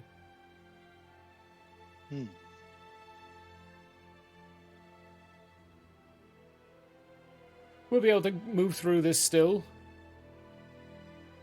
No worries on that. Beautiful sight, though. Very.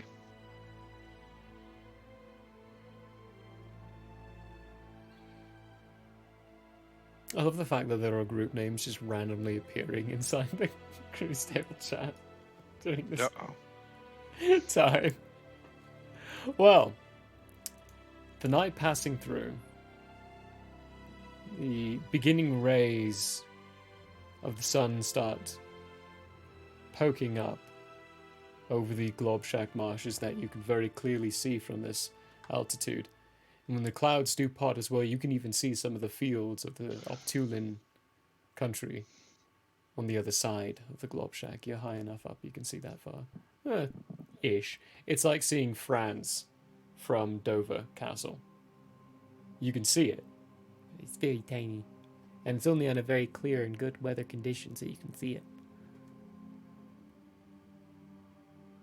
That, just before you go and start heading downwards for the drop-off, that is where we're going to take our break.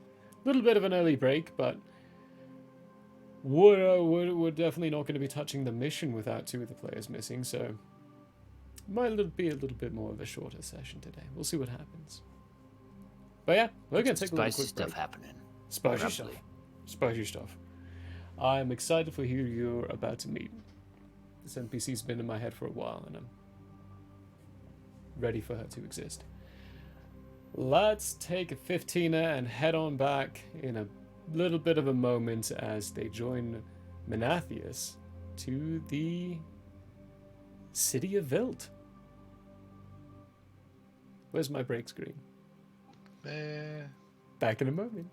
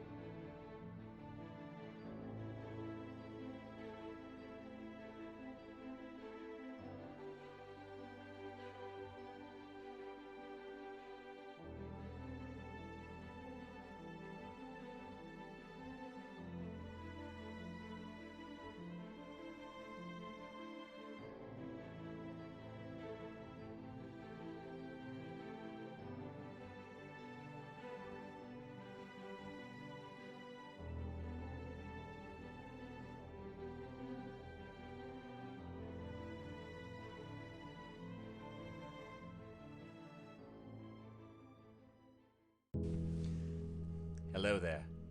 As a guest of the Owlbear Inn, you obviously have taste. Now, as a person of taste, have you ever thought to yourself, I need to watch an artist who also has taste, with a sense of classiness and intelligence, heightened by sitting in a leather armchair before a fireplace with shelves of books behind? Neither have I. Anyways, I happen to have an art channel called Michael How Arts here on Twitch if you want to check it out. There's drawing, chatting, and sometimes gaming. If you enjoy fantastic characters and comics, or just having someone to hang out with while doing art, you should give Michael How Arts a look-see. That's twitch.tv/Michael How Arts. And if you visit, maybe, just maybe, you'll occasionally have that artist sitting in front of a fireplace to give you a +1 for the richness and culture of your Twitch experience. Though I wouldn't count on that. But please, do stop on by. Thanks for your time, and have a wonderful day. I'm Michael Howe, and I approve this message. Oh, you don't believe me? Well, I did this, and this, and this, and this, and this, and this, and this, and this, and this, and this, and this, and this, and this. Hello, everybody. Fine All store. campaign, all I wanted was to pass wisdom saving throws, and I never do. Even with advantage? I have advantage. I have plus. All my feats almost have all been going into that direction. No. Oh, that's awesome. Consent is always important. Agreed. You're next. Why am totally I not dead. so bad at this game? Jeez. Might be genetics. Attack first. Think never. Hey, folks. You feel a definite pulse of magical energy as you shake his hand. You just made a deal with the devil. Yeah. Oh, damn. Roll a will save. There's more up there? We have to... I fucking hate this level. We could have been playing Valheim. Dog, dog, dog. Save me, save me. Where are you? Get in front of me. Get in front of me. Get in front of me. I'm coming. I was marking the cave. Dogs. I'm gonna send them. Ah! Get the dog. Help. Hello, folks. There. Apparently, I can't remember your name at all. Who's Ingrid? You. You. Me? Irving. Oh. Yes, because I can't forget. Wow. Why am I having such a hard freaking time with names today? You called me Murphy twice before Yeah. we even started. No, but I'm working here.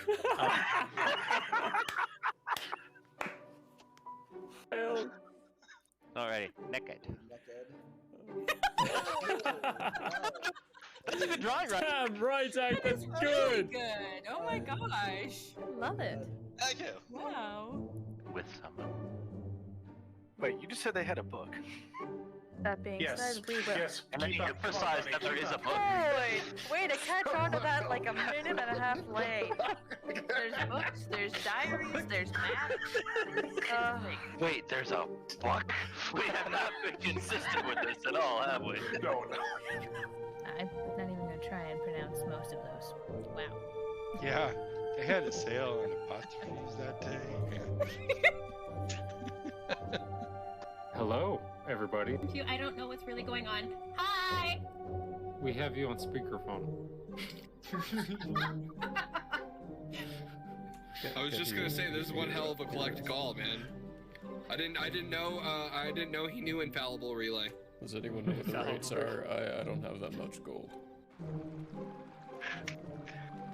Did you know back in the old days, in the medieval times, they used to put lanterns, hang lanterns out on front of horses to help them navigate during nighttime? Oh. It was the first recorded instance of satellite navigation. I enjoyed the live action The Avatar movie. Oh, baby Baba Luba. And burble as it came. No!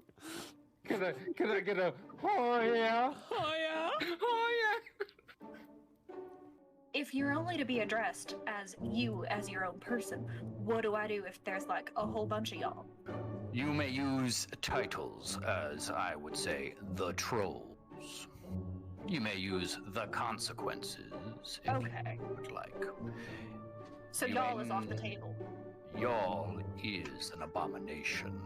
A whole bunch of y'all. Too late. That's when you guys look over and see what once was Jitters descend slowly onto the ground, trampling towards you as its head from top to about past the sternum splits like that into a toothy maw that is its whole body. Rawr. Hello and welcome to Hate, Laugh, Love. Everybody knows if it's Nope. green and it's slime, You went that it's booger time. The show where we talk about movies. He starts hopping on the way, and when you look back, there's Handor and Grace. Grace looking just frowning perpetually, and Handor just smiling ever so gracefully. And Finestorm, you see on their lips, Handor say, "You think they'll make it?" And Grace go, "Not a chance."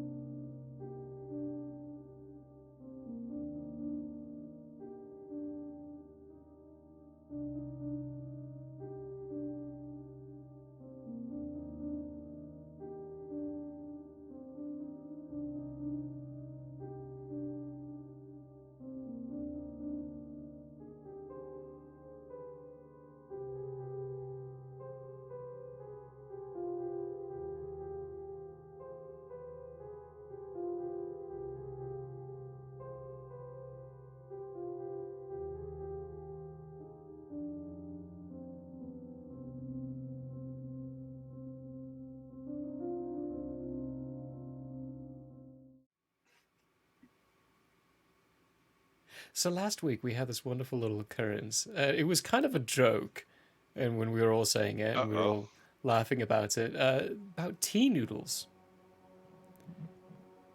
The Tangerine who is currently experiencing, I believe, a technical glitch, has actually tried tea noodles now. How are they? I don't know.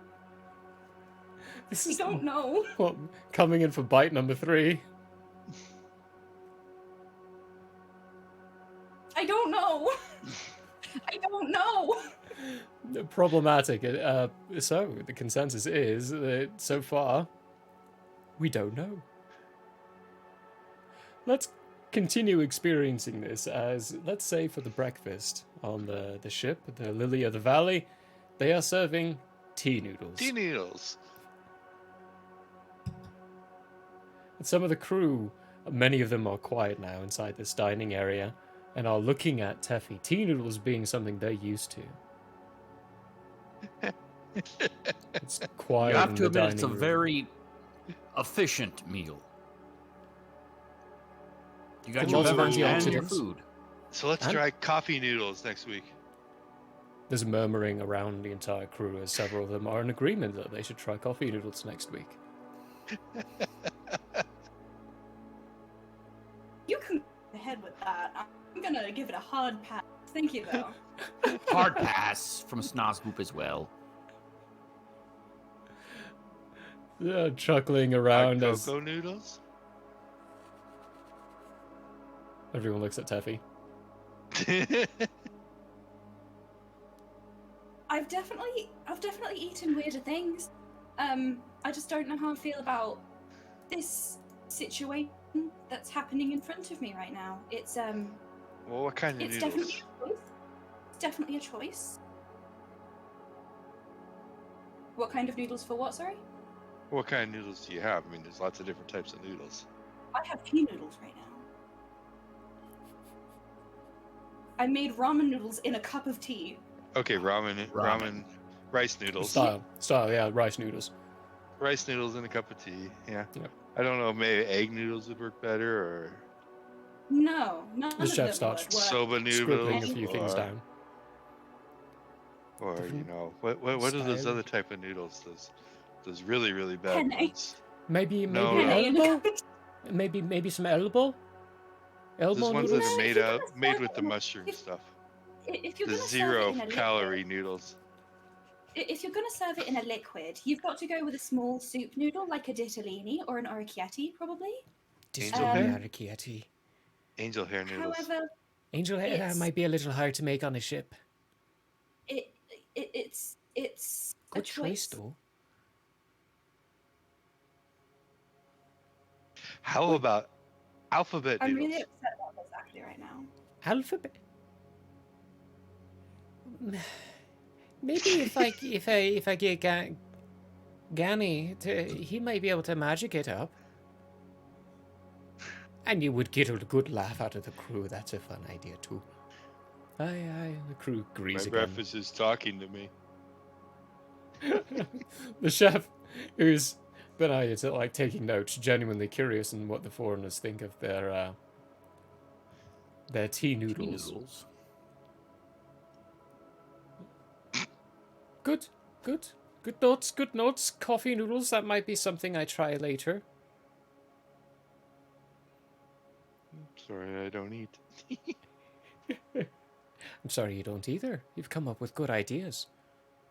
You'd be one of those good guinea pigs. What would happen if you tried to eat? Everyone now looks at BT.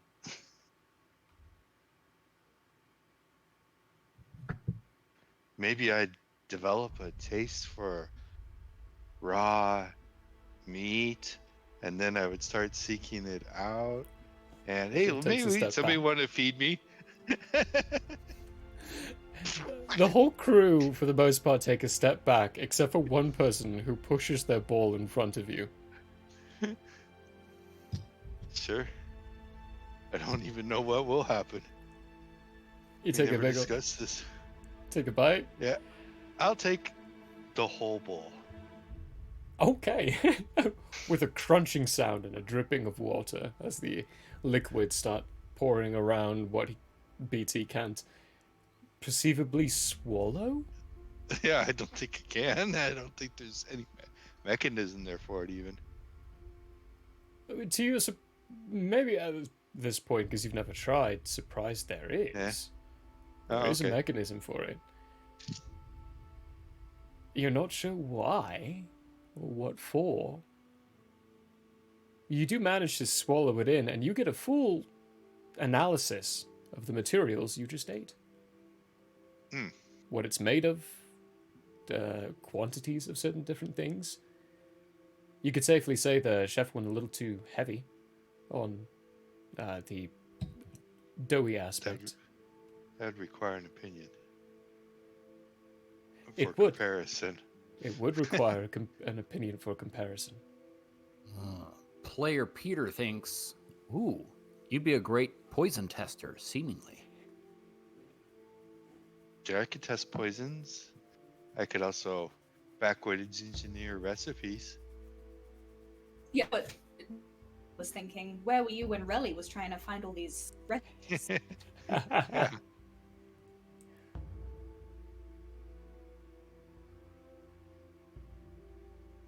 Okay, so we have breakfast. Now what? We have breakfast, we have the tea, noodles, and now assumingly we're about to land. Yeah, let's say at that point, you get call of... I mean, it's not land ho. Well, actually, no. Let's face it, this is Sarbray's crew. You get someone in the crow's nest calling out, land ho, even though you've been over land this whole time. The ship creaks, and you can feel it dip and start leaning forward. Just all that much more. It was already leaning forward a little bit and losing altitude as time's gone by, but now it's losing even more altitude. As this is happening, Snozpoop would like to go to wherever the Admiral is and check her for sentience. The Admiral? She is at the top, right next to the helm. You'll see that she's got her sword back in the deck, and it's her herself who's guiding the ship at this point. She's taking control. And when you check for sentience, you feel her have sentience. She definitely has it. There's very plainly a second sentience on her. Can I tell that it's her sword? You can absolutely tell it's a sword, given the state that it's definitely separate from herself right now and part of the ship. You can feel that it's her sword, and with it in its state right now, with you checking for the sentience at this point, it's the ship. The whole ship feels sentient right now. And the sword? Both things? And all the sword. things? But when you're checking for sentience, you know the sword is separate from the ship itself. But right now, the sentience is from the sword, or is it from the ship? It would make more sense given from what you've heard to be the sword, right? But you're not sure because the sentience encompasses from the sword to the ship, or from the ship to the sword. It's the whole thing. Same sentience. Snozpoop will sit very carefully down on the deck and wait for the sword to come out of the ship. Studying. It gets to a point where there's a larger field and the ship starts to even out just above it and slowly sink. She pulls the sword out, and just as she does, the sentience leaves the ship and goes back to the sword. She sheathes it, looks at the captain and says, "Captain, ship's yours again." The captain starts barking out some commands to the people as a few of the crew have tethered themselves to some ropes, and at a certain point, at the same time, all leap overboard. Teffy's gonna scream a little bit. Hearing the little scream, the Admiral walking up to you. It's alright, we're only 50 feet from the ground at this point. They're just going overboard to tether us down and make sure we don't move while you're disembarking. Your horse is very eager to get to ground, from what I've heard. She's been sick a few times. Poor thing. Well, thank you, Admiral. One question. Well, perhaps with a follow-up. Are you aware that your sword is sentient? Oh yes, of course I am. Oh, it's part of being an Admiral of the Shallows. You see, in order to become an Admiral, we have to go on this wonderful little... Hang on. She pulls out a little vial, drinks it, shrinks in size, and walks up to you and grabs it, takes your arm, like, that's better now, isn't it? Eyesight. Part of becoming an Admiral is you have to find one of these legendary blades. Every single one of them has a sentience behind them. Is the sentience enslaved? No. Smiles Boop would like to roll to see if she's lying. Yeah, go for it. Give me a roll. Give me an insight. That's what this would be. That's a dirty 20. A dirty 20. So it is and it isn't a lie. It isn't a lie in the sense that it's not enslaved because it was a deal. Like, you get the sense that they are trapped, but not enslaved isn't the right word for it. Indentured servitude. Indentured servitude. You can talk to him if you'd like. I would like that, thank you. How? Well, here. Draws her sword, and it's a very beautiful rapier. Very thin, elegant in design and make. The metal looks pure and crisp. No faults in it at all. The hilt is a very floral design. And it's vibrant in color. It seems to be shifting and changing. The flower, at one point one of the flowers would be yellow, but it changes in angle and it turns to be this very vibrant purple. And she hands it over to you. Just give it a moment as it gets used to you. Snozboop will sit on the deck, sort of in cross-legged style, holding the sword like this. You hold the sword for a moment.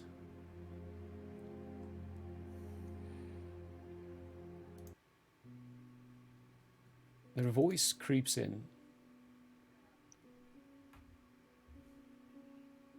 Those touched by mind of others have a resemblance to all.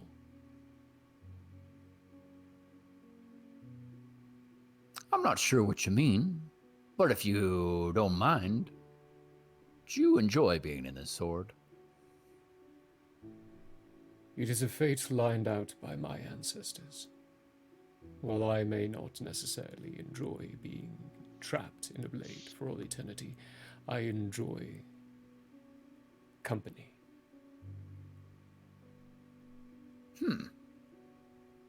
Very interesting. To answer more directly, yes and no.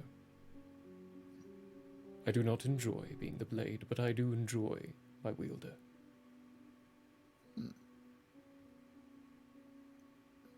Very good.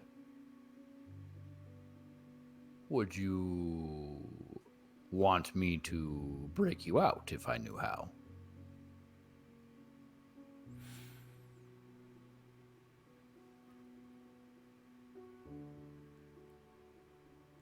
I don't think anyone has ever actually asked one of us that. I am Snozboop McSnoogan. Let me be the first.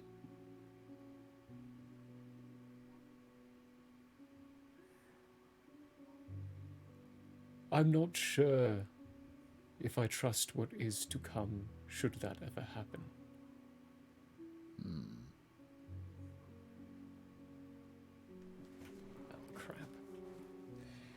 Uh-oh. Blade Boy's name's been asked. Oh, which blade is this? I need to figure it out. I gave them. They all come from a complicated place. Oh, no, this is not Dance Master. It's for someone else right now. Oh, snap. Which one is this? BT dubs. These blades were all designed around an entire book made by the wonderful Michael Howards. Go check him out. He's an artist. He's very talented. He did all of our art for Campaign 1. And he gave me the permissions to use these designs to do something fun. So I made a whole system around them. That's fragmented. Where's Fragrance? Sundoor, Poison, Moonstar, Cursed, Divine, Rose Thorn, here you are, the Black Rose. No, that's the wrong one.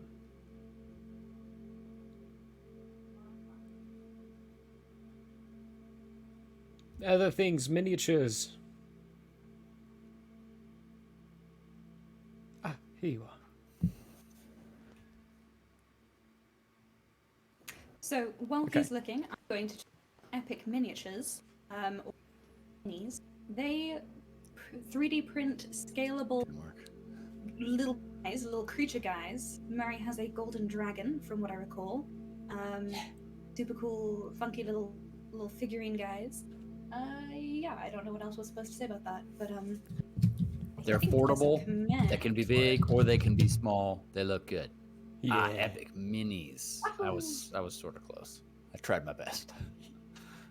You did great. Okay, I found it. I'm not giving it to you then until Schnorsburg McSchnugen asks, because I know he will eventually. Yes. Well, while you ponder, whether you would want to be freed or not, how about what is your name?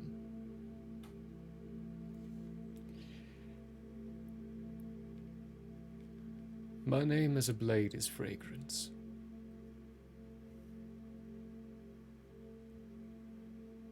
And your name before the blade? Vihal ad Zathor. I'm gonna need a spelling on that. 5, Yeah, sure. I will give that to you for sure.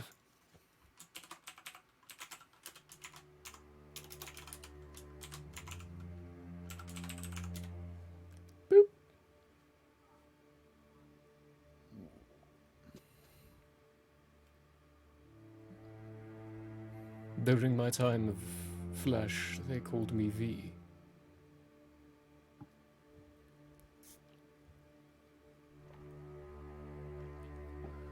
Well, V, would you like to be freed of your sword if I could?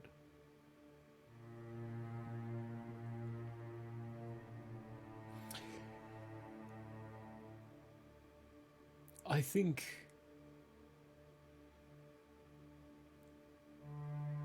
my service is done for a reason. That I myself am in the place that I should be.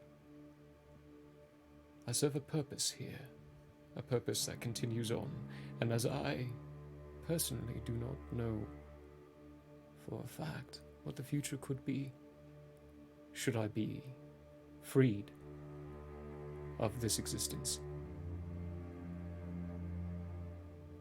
I would rather the one I know versus the one I don't.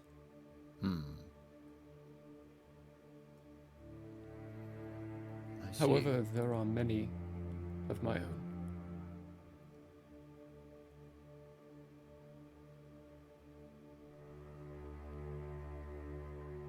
There are 29 others like myself.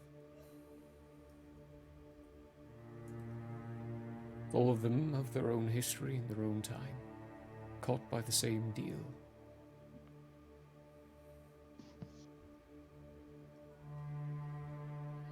Were you caught at the same time or?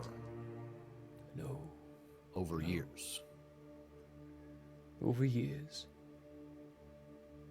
The first was our divine relic, Ande ad Andrea. He was the one who made the deal. Went insane during his time. Ended up getting destroyed. So correction, there are 28. No, he didn't. No, he didn't. You're right. He didn't.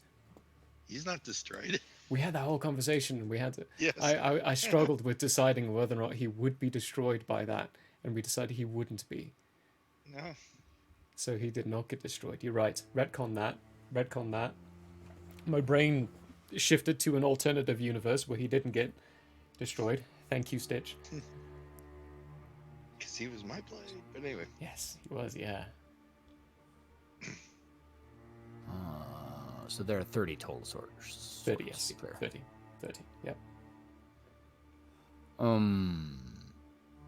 Could more swords be made, or is that window closed?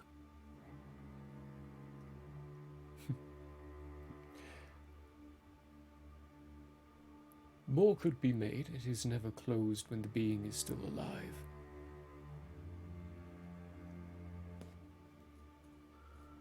The one who made the deal may be gone, may be trapped for all existence in his own metal form and frame.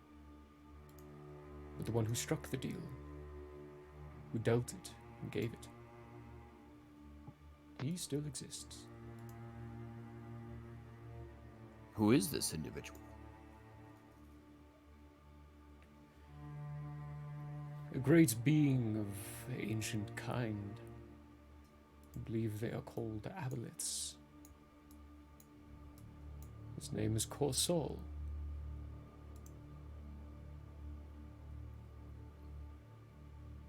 Corsol? Yes, Corsol. Coarse as salt. Very funny. Is he kosher? Only sometimes.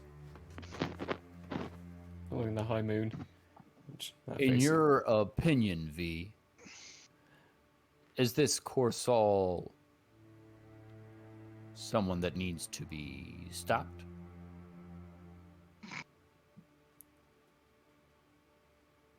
Talk about in-game. Yeah, right.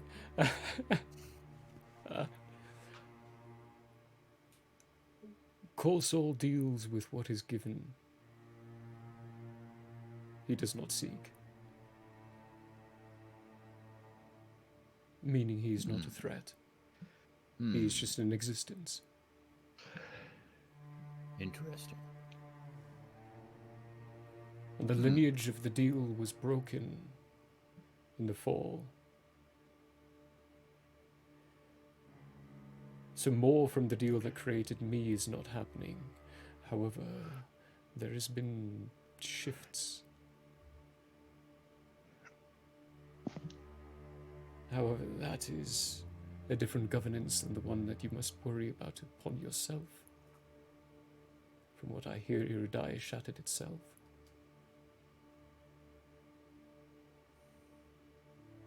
Is this a conversation that's out loud? Or is it just like a super secret? in my head. No, after we're done with this conversation, we're going to be flip-flopping to what Sabrea is talking to you about while Schnozboop is talking to this blade.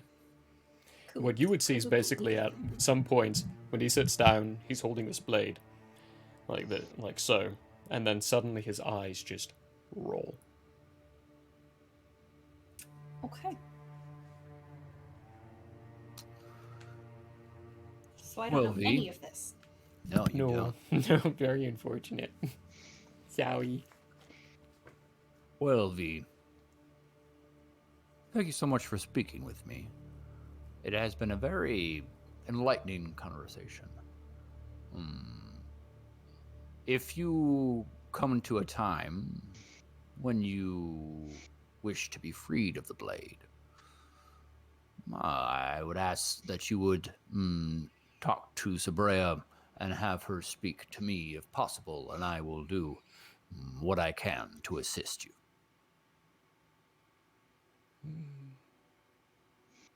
When touched comes to, the mind falters more.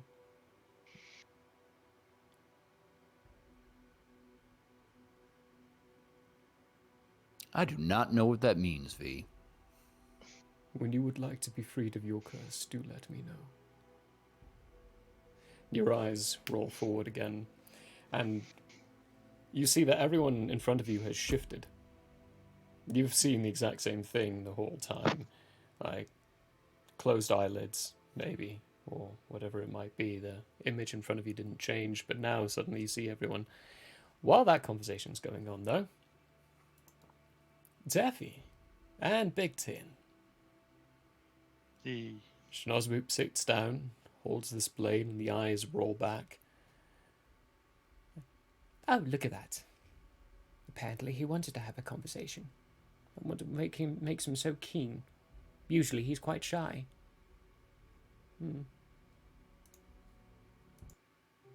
Well, did you two enjoy your flight? Very much.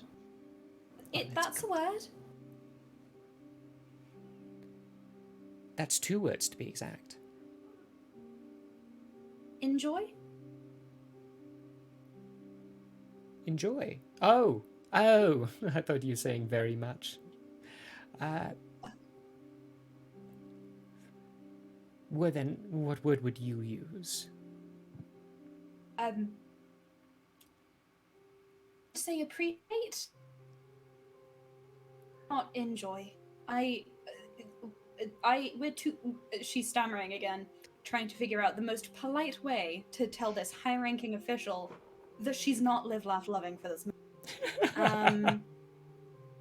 She is going to stammer a little bit, and then say, "I appreciate the swiftness, the efficiency of it. This of travel. I appreciate letting us come along with it.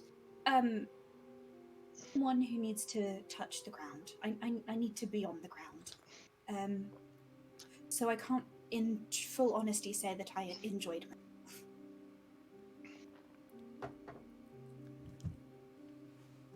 Question. Answer. Does one need a sword for the ship to fly? But the ship can fly by itself. But to do the weird, fun maneuvers, one needs a sword. So the ship's just a construct? Not quite. The ship itself can fly because of materials and the enchantments put on it. We use magic. And what's given inside the earth itself from the Isle of Zarthor. And from our own actual mountain. The reserves underneath are quite vast.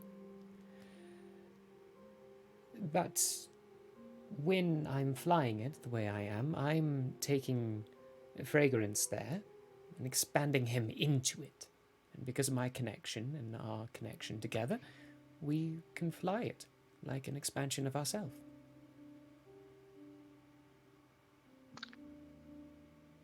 Given that I'm a construct, could I be made to fly? Oh, I can't see why not. Although I'm not the one that deals with your kind of construction. She picks up a vial, drinks it, because this whole time she's been Schnozboop size, and grows back up. I deal with more of the biological. Although if I do know someone who deals with your kind more. Last I checked, he was wandering around Iridai somewhere. Oh, who? Well, don't know what name he goes by these days. Last time I saw him, he was insisting on being called Windy. You'll know him, he's the only person in his group. He doesn't travel with anyone else. Wears a big old pack on his back. Just tell him... Well, actually, you can't even tell him that. In fact, actually, I probably shouldn't have even told you he's on this continent. He's not supposed to be.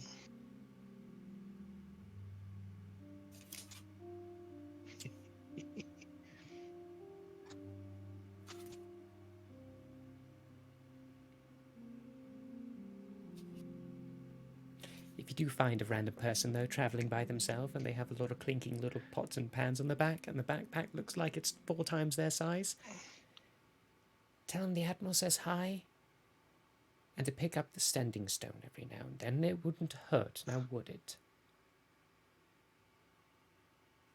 Also that his sister needs to talk to him.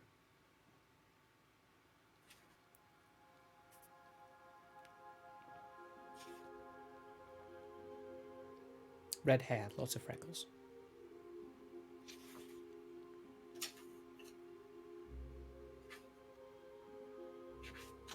Teffy's just kind of flipping through her book, because that sounds familiar, but she can't exactly remember why. And it's recorded.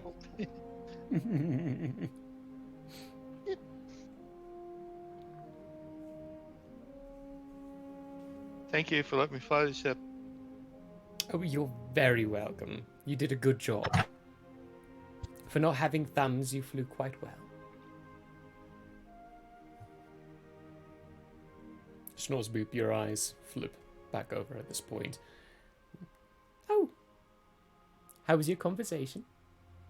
He's a bit much on his riddles. It was very enlightening.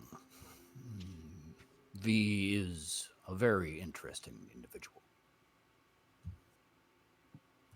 Yes. It's an honor to have received him. I knew his previous owner. She was quite nice.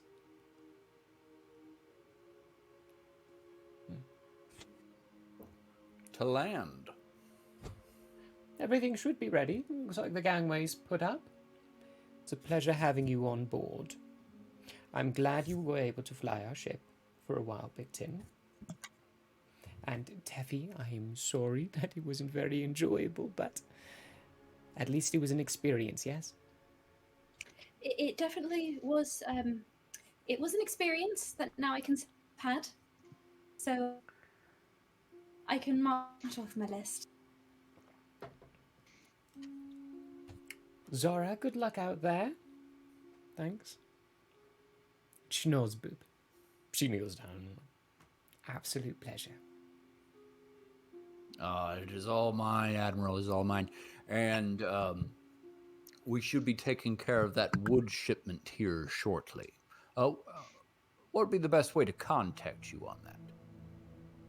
Well, I tell you what, if you're going to be taking care of it immediately, I'll be swinging back around this area and I'll just come to the dockyards. Well, there's no dockyards. I'll just go to the shipment location and ask them. Very good. Well, make it so. Thank you, Admiral. Alternatively, there's a wonderful spell called Sending that you could find an arcanist to use. Very good.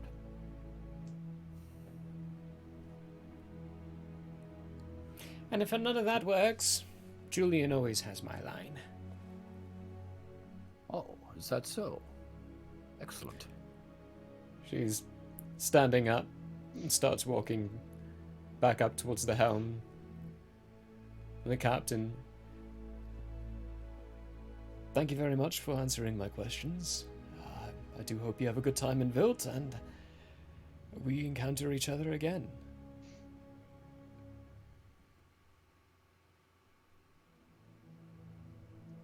That would be delightful. Thank you, Captain. Walking off the gangway. Here we go. Find and Phyllis.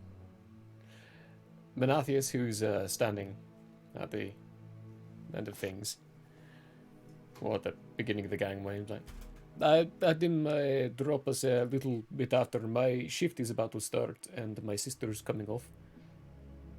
So I figured I might introduce you to my sister, and she take you from there to Vilt and get you inside. Gated community. For reasons. She'll explain it to you. Perfect. Thank you so much. Wonderful. All right. You're ready. Looks like your horse is doing quite well. A magnificent beast, by the way. Whoever takes care Phyllis of it does is a real doll.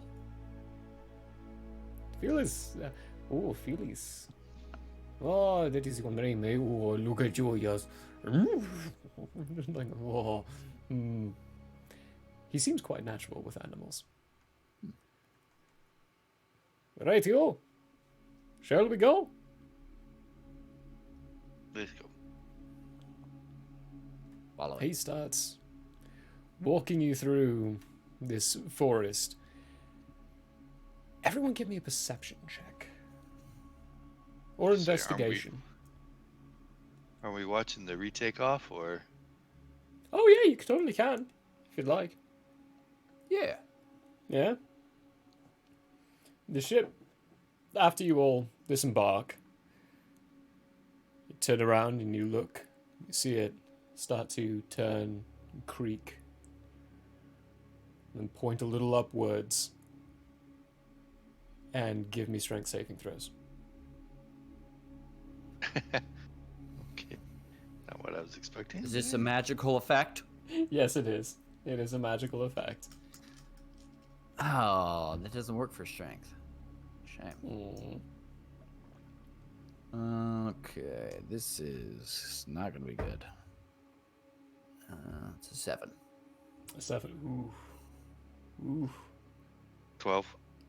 12. We cannot hear you, Teffy. There we go. Okay. Someone's got to do it since Ethan's not here. So my perception check was an 11. I feel like that was something that I forgot that might have not been heard. But my strength was a dirty 20. Dirty 20? And Taffy, you're the only one to stand on your feet. Even BT, it's probably more the surprise and the fact that you weren't expecting it than the fact that you're not strong, because you're strong AF. Yeah. But you get shocked back down as this massive burst of air comes from the rear of the boat, or rear of the ship, and slams down onto the ground. Several the close nearby trees, a few branches get broken off, but the ship itself gets launched forward. And it being massive at first, for its size in front of you, being so close, shrinks incredibly fast. This thing's easily going... It's the fastest thing you've ever seen. A giant frigate flying in the air, getting to that speed so suddenly and so quickly. It's from different. The ground. Snozboop will look over to Teffy and says, "You have to admit, that's impressive." Teffy, you being the only one who's standing up at this point. Yeah, I'll reach down to help him back up, and I'll say, "Yeah, I can appreciate on here." And she's just kind of like gonna rub her feet along the grass or the dirt or whatever she's standing on. She's just gonna enjoy the ground. Menathius is flattened next to you, Schnorsboom. Alright, that was cool.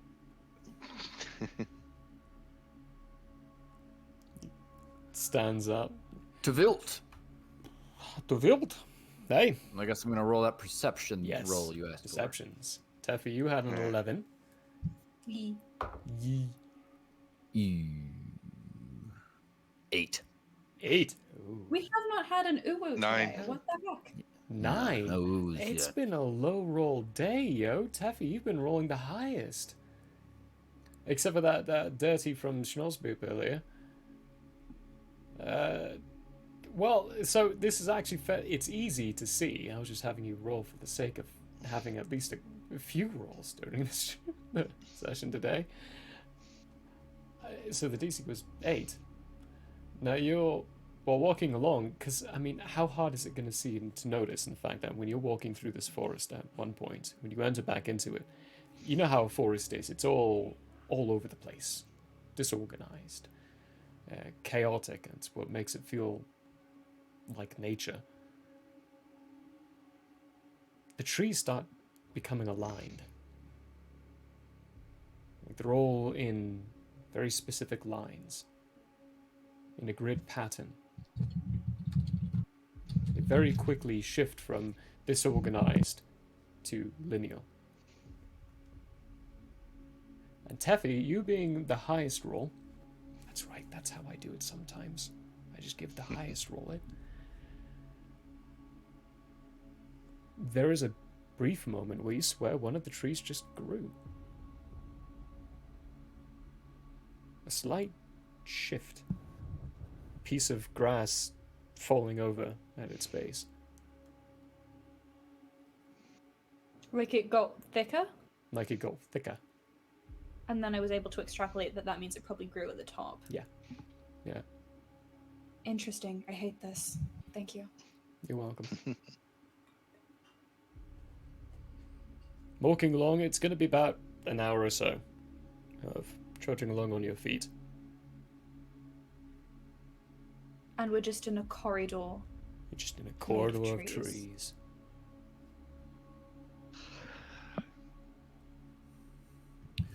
Starspoop's gonna start a jaunty whistle. Just sort of liven the mood, you know? Maybe see if the trees will sway with, just for fun.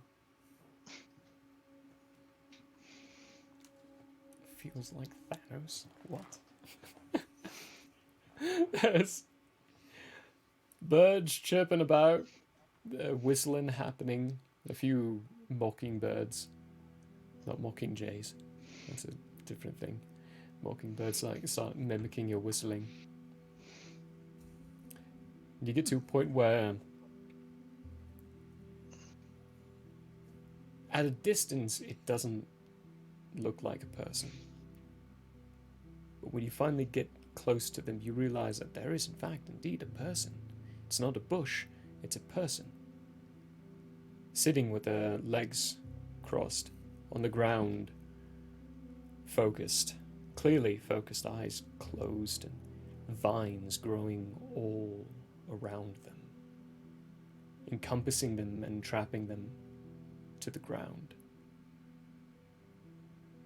They seem to writhe and move, growing still even as you approach, shifting from place to place, one leaf being on the outer side of the arm and then a few steps in, going underneath the armpit.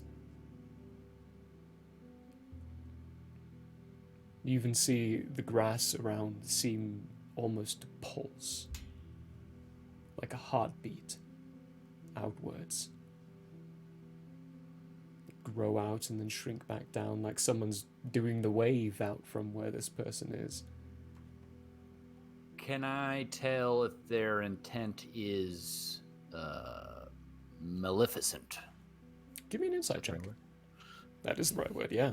Okay, good use, too. Thank you. Okay, let's see here. 17.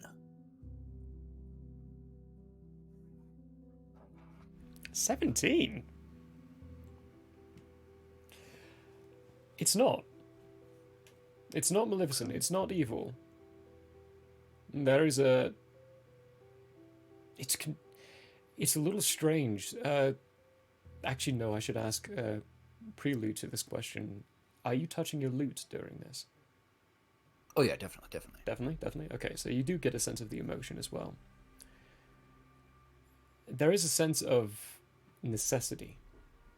So it feels as though the person who's doing this is doing it out of an acceptance of an evil that exists, but a desire to mitigate it as much as possible.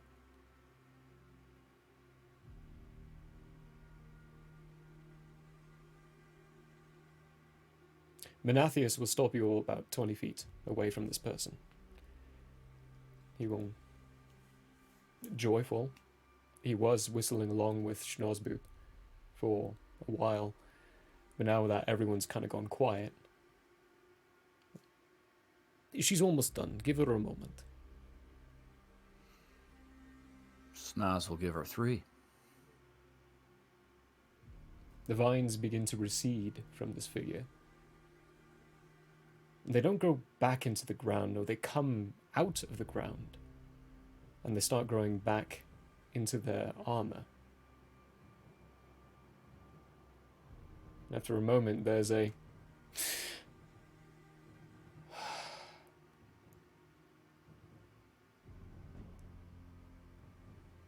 Menathius! What?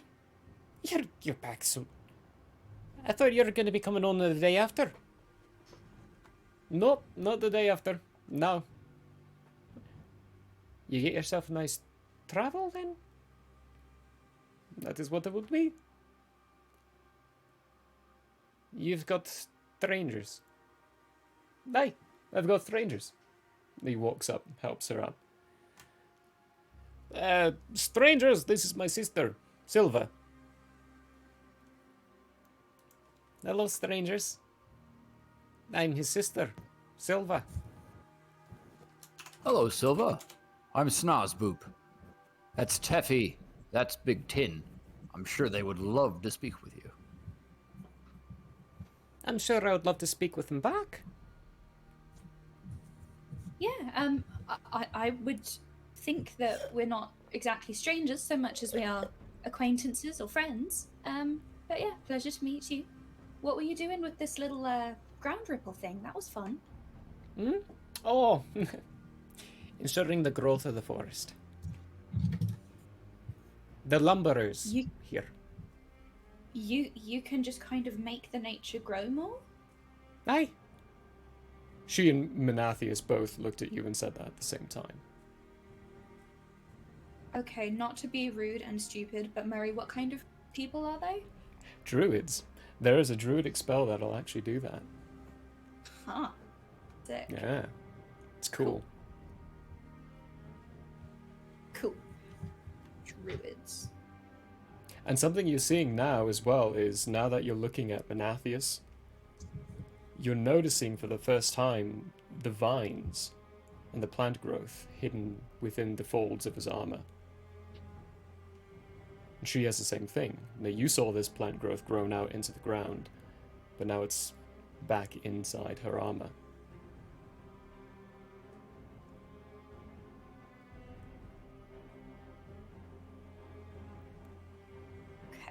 So we grow the forest to make sure that they don't deforest things.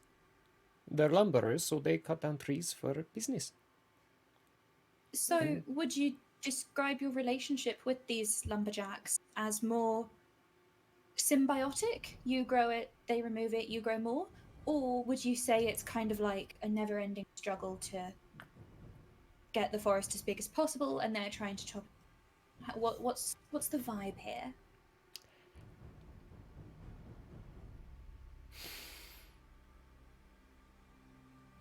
Do you think the simple answer will do? I don't know if that got caught, but my earring just literally fell out of my ear. In depth. Right, okay, so drink. You get back your harvest 3 days.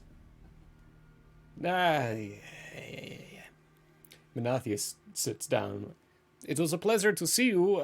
Don't keep her out too long. She needs to get back. I've got a few hours. I know. Just behave. The vines grow from his armor and start to grow into the ground. Connect to it. The same pulsing starts again. Alright, this idiot can't hear us anymore.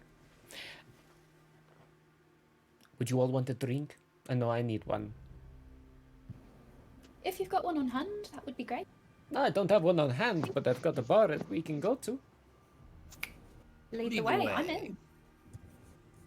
Excellent. Let's go. She starts walking along, almost as cheerful as Menathius. I mean, you could tell that they're siblings merely by their behavior. But she is about 6 inches shorter than him, or so. Equally slender frame. Almost identical outfit. What's their species? You're not quite sure. So Menathius you could never tell because he never took his hood down. He could be elf, human, half-elf, anything of that kind of variation. Okay.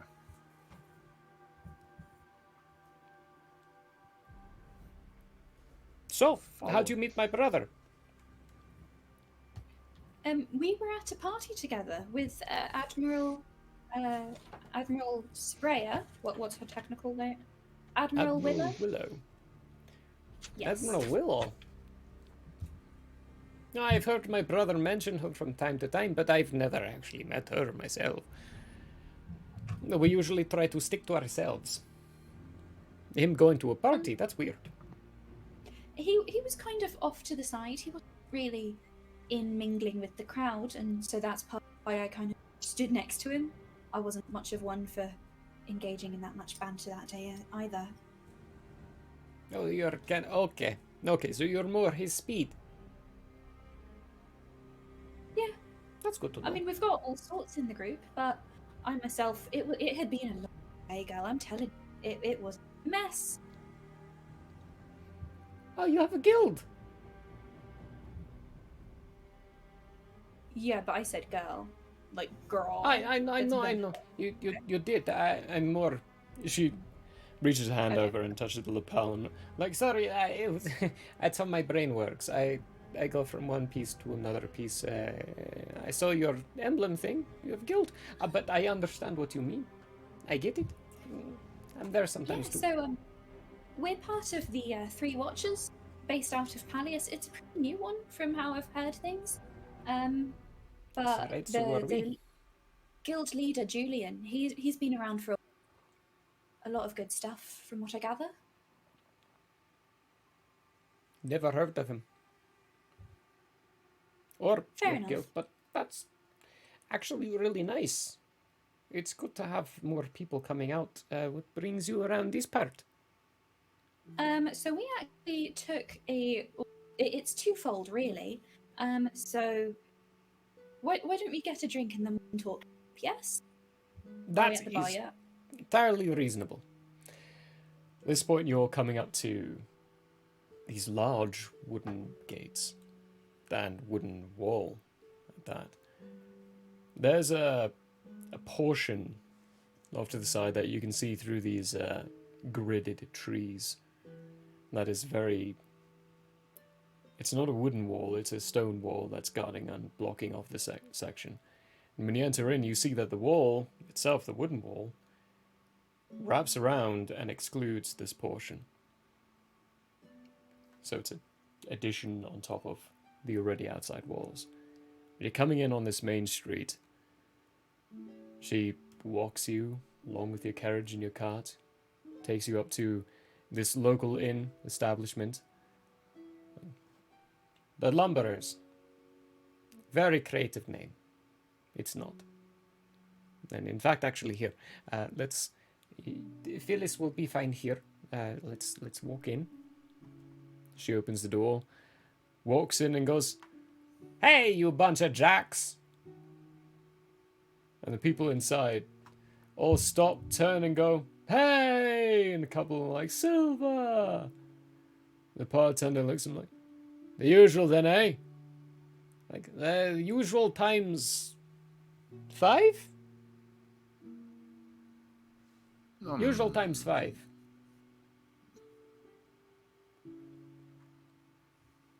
She takes you over to an empty table, opens up the window for Schnauzboop to... Not Schnauzboop, for Big Tin. I don't know why I said Schnauzboop. Wow.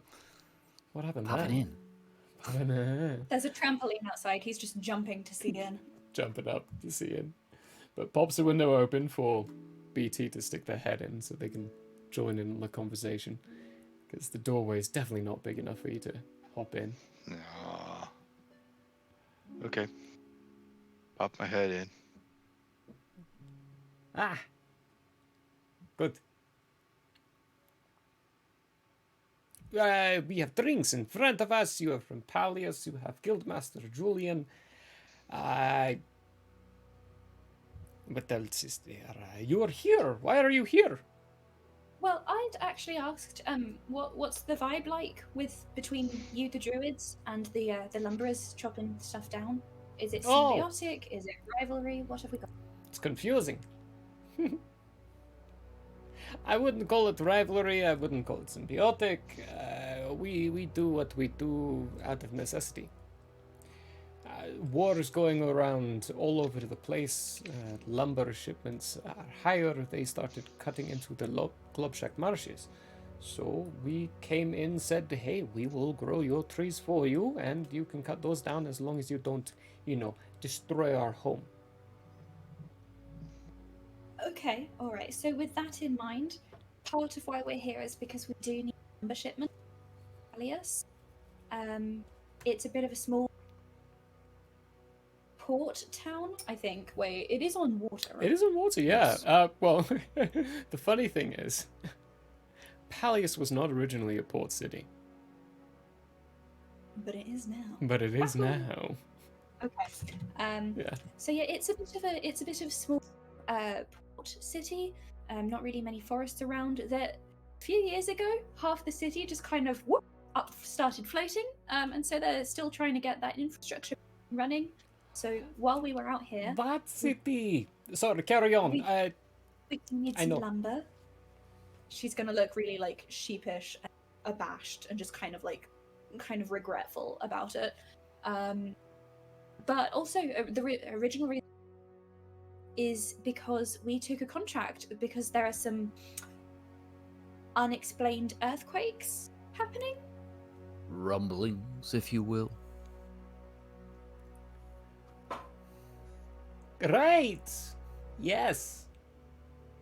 Lumber shipments, I can definitely introduce you and direct you to the right people for that. As for the rumblings go,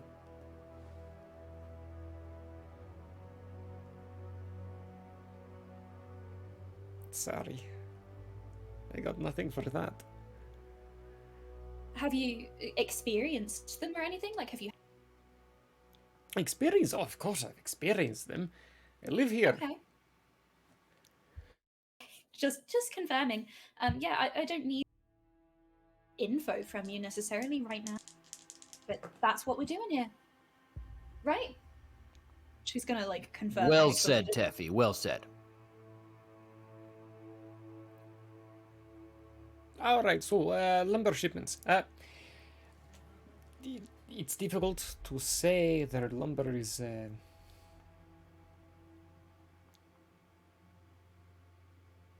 We are able to do a lot of back-to-back growing, so their lumber is up, and they're not needing to actually cut into our own home. So that's nice. They do have some extra. I don't know how much extra they have. I know that the area of Pallius used to be very high on the mining side of things as well. So maybe there's a need for that, because there's no mining here. And the normal place where mining is done and shipments are delivered from is currently the front line. So that's not happening anytime soon, to my knowledge. Yeah, I mean, we could for sure talk about setting something up with the lumberjack, see if we could arrange some sort of exchange of goods and services. Right, Snoz, that's more up your alley than mine. Yes. So the plan, if the lumberjacks are agreeable, would be that Admiral Sabrea or one of her ships would fly here, pick up the shipment, and bring it to Pallius. Yeah. The flying ship. Yes. Oh, well, that is something that I have got to see. Well, if we find a lumberjacks to get us the wood, you will see it. Swanson! Hi, Silva, how'd the shift go? That's good. About as you would expect. Where is Frank? Probably in the office already. Will you let him know that there are some travelers here who would like to talk to him from Pallius? Yeah, I can let him know, and they're gonna stay here. Hey, are you all staying here? Does this place offer lodgings too, or is it just They do, yeah. Then I suppose so. Or is there a guild in the town? Because I think we can stay in guilds. There is a guild. She points at her own emblem, being part of the guild, the Children of the Stone. We We're one of the few guilds that don't actually offer lodgings to other people. All right, then here sounds good to me. We do, but you need to know how to get in. That sounds Would you mysterious. Tell us how to get in? I can't tell you how to get in. I can let you Is that some- watch. But I can't. I'm up for an adventure. Tell Lead the way. Well, I do need to go in there. I need to go back anyway after. You don't need to know that. Any other kinds of questions, though? Any other things you need to know? Franco, do you think what maybe end of solar? Yeah, probably the end of the solar. If not, he'll leave a note. Well, that's taken care of then. Thank you, Swanson. You're welcome, Silva. Your lumber shipment stuff that's on its way. Oh, too easy. Very Lead the way straightforward. to the secret guild. Yeah, Well, you say to this. too easy. It's not that easy. Frank is difficult to make trades with. He's stingent on things. So this might be easy, yes, but be prepared for argument later. I'm sure it will be very amicable. But We've got our chief negotiator right here. Gesturing down at Snaz, the highest charisma ranking of everybody. ever. Snods gives her a big old smile. You do look very friendly. I do hope it's one of my top skills. Oh. Mine is connecting to the earth. Potentially very useful. Incredibly, we save lots of trees doing what we do. To the secret guild? To the secret guild. After I finish my drink.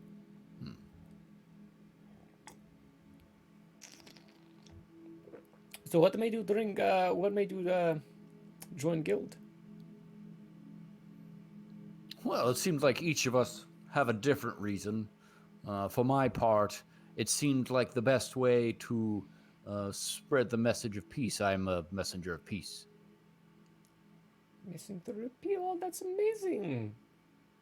I assume you approve of the ideology, seen as seems as though peace is better for trees and whatnot.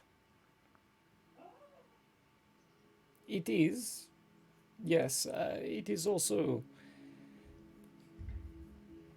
a necessity for opposite of peace in times. Tell me, are you a vegetarian? No. No? Then, by practice, you accept violence in parts of your life. Towards non-sentient things. But how is sentience defined? Are you the definer of it? I'm not specifically. My loot tells me.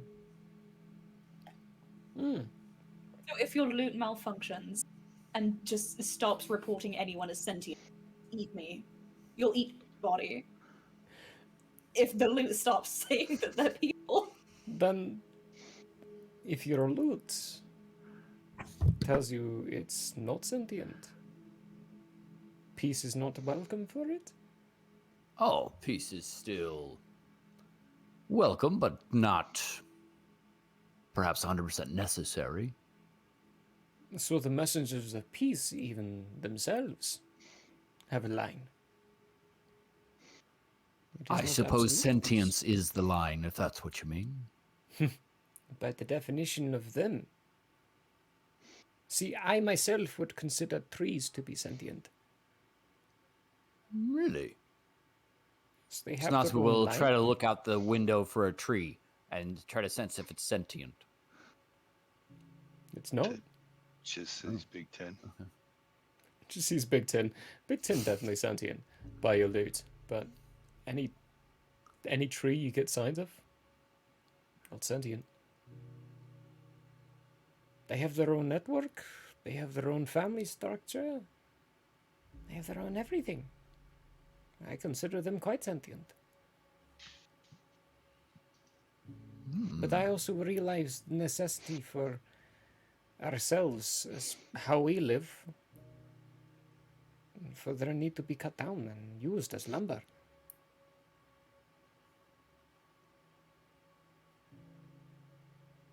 There's So a you point. would So is destroy a sentient being for the good of all, you could say?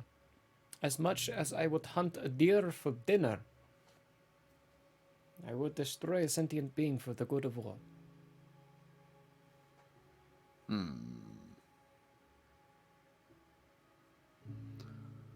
Whereas I would say that I would not. But my definition of sentience is seemingly a bit stricter than yours. Seemingly, yes.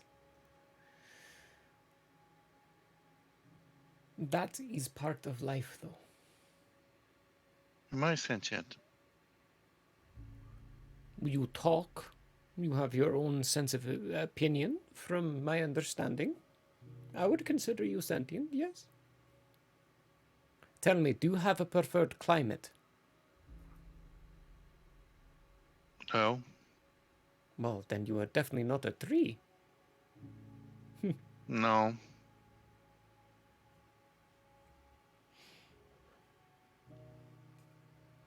What is the term? The eyes of the beholder. No, I'm not talking about those giant creatures with many eyes.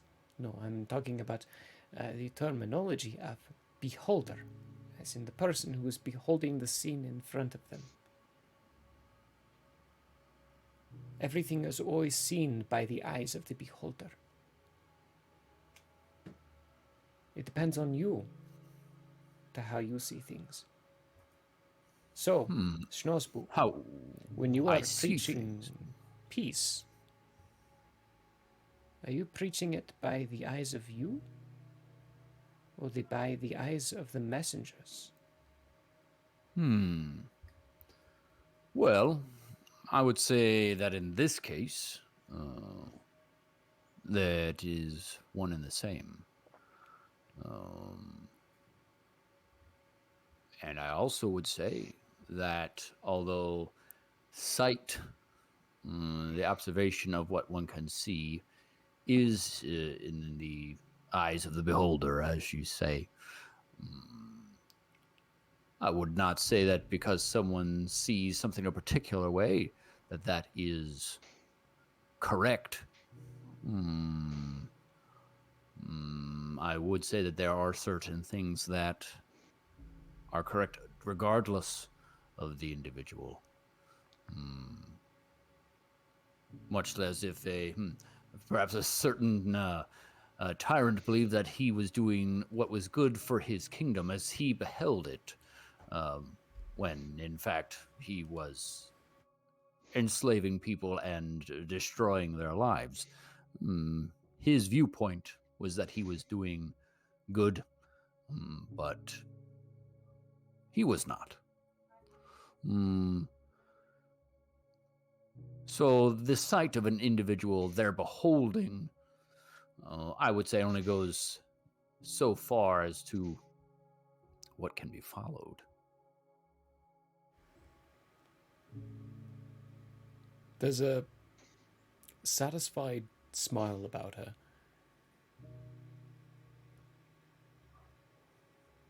Then, how are those absolutes concluded?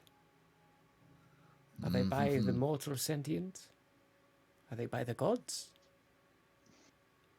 Who is to tell By what my is truly understanding, the deities were once mortal sentients themselves, so I would not say that their opinions are any more valid necessarily than mine or yours, although perhaps with wider knowledge.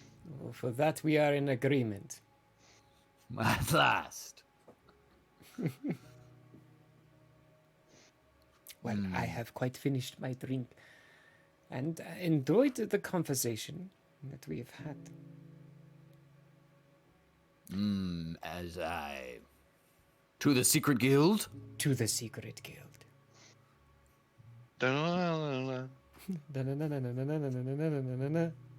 We're in an ad break, and I don't want to deny the audience of the description of the Guild of the Children of Stone. So we're going to do a little delay in between for the audience at home who are subscribed. While you're walking through the streets, this town is... I'm going to describe the town, that's my delay. This town is made of primarily wood. I mean, there are trees throughout. Even though the inn you went to was closer towards the center of it, you can still see, even popping your head out a window, full-grown trees. They didn't lumber any of the trees in the area when they were building their their city around it. They built them around the trees. The infrastructure itself is encompassing part of the forest, even though immediately outside of the walls are gridded trees for harvesting. You get to a portion, you entered in through the southern gate. You're exiting out of the northern gate, so on the other side of town. Leaving outside of it, you can see inside the trees are disorganized, making the grid structure of the city rather complicated and confusing. But once you enter out, or exit out, that northern gate, the trees immediately turn back into grid structure. And immediately on your 11 o'clock, there are no trees. Just stumps. All in a grid function and grid pattern. The entire 11 o'clock is cut down to stumps. That is the next portion that we are to be growing. It is how the harvest works. Like a clock. When you look at a clock, there are 12 lunars to a cycle. We take one, or they take, per lunar, one section, and take it away. And then during the next lunar, they take another part of the clock, and they harvest it. And during the other lunars, we as a guild, we focus on regrowing that other portion back to what it would be for a reasonable harvest. Now, the lumber in Iridai, about 50% of it comes from Vilt. So there's a lot of work that goes into it. This is our, for the guild, this is our community service, growing the trees like this.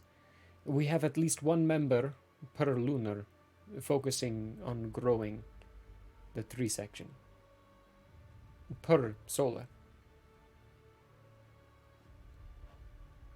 So mine was yesterday, my brother, or previous solar, my brother is the solar. We were gonna have a full solar off, but apparently he was able to get here sooner rather than later.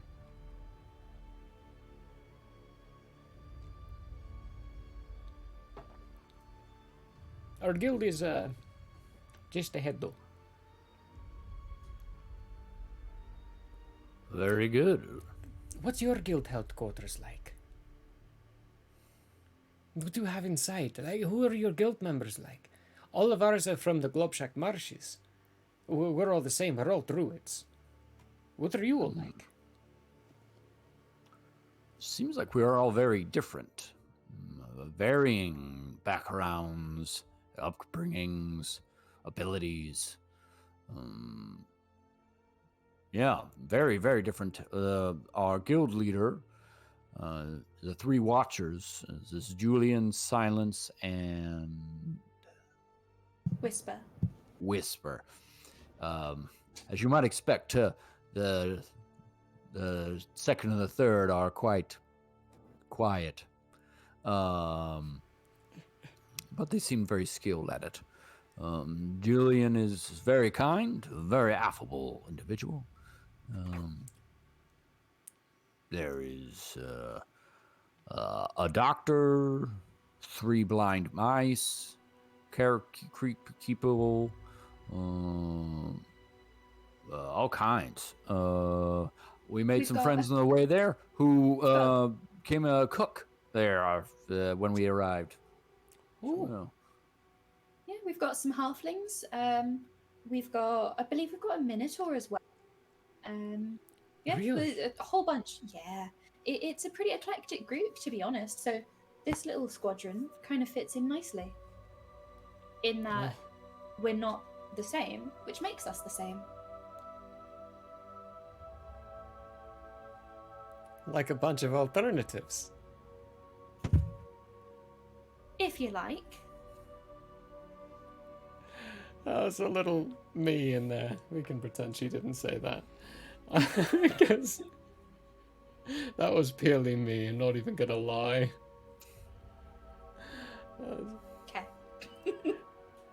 You get to a point where on your left hand there are no trees, it's just stumps. But on your right hand there are these fully grown large trees. Teffy, for you yourself, these trees, they look as though they would be at least 50 cycles old. But having seen and experienced a little bit of the growth, judging by your estimations, you know what, actually, give me either an Arcana or a Nature check.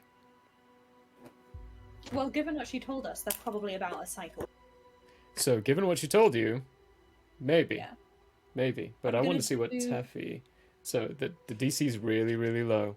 But I still want to ask for a roll for it all the same. What you got? You're thinking there. I can see it. I'm trying to choose whether I want to do Arcana or Nature, because my modifier for Nature is better, but I think I'm gonna go with Arcana this time. This is why I give people options. Where is the button? Okay. Ooh, okay, so that's a 19. 19? Oh, definitely high enough. Yeah, these trees on your right, they look as though they're at least 50 cycles old. They're no older than a cycle. And it is because of the arcane strength put behind them. What the druids of the Children of the Stone do, and they're growing behind these trees, they bring what Silva just told you is definitely true. Them being present here is preserving the forest, even though they are growing trees to sacrifice them for lumbering. They provide each Luna everything these people need.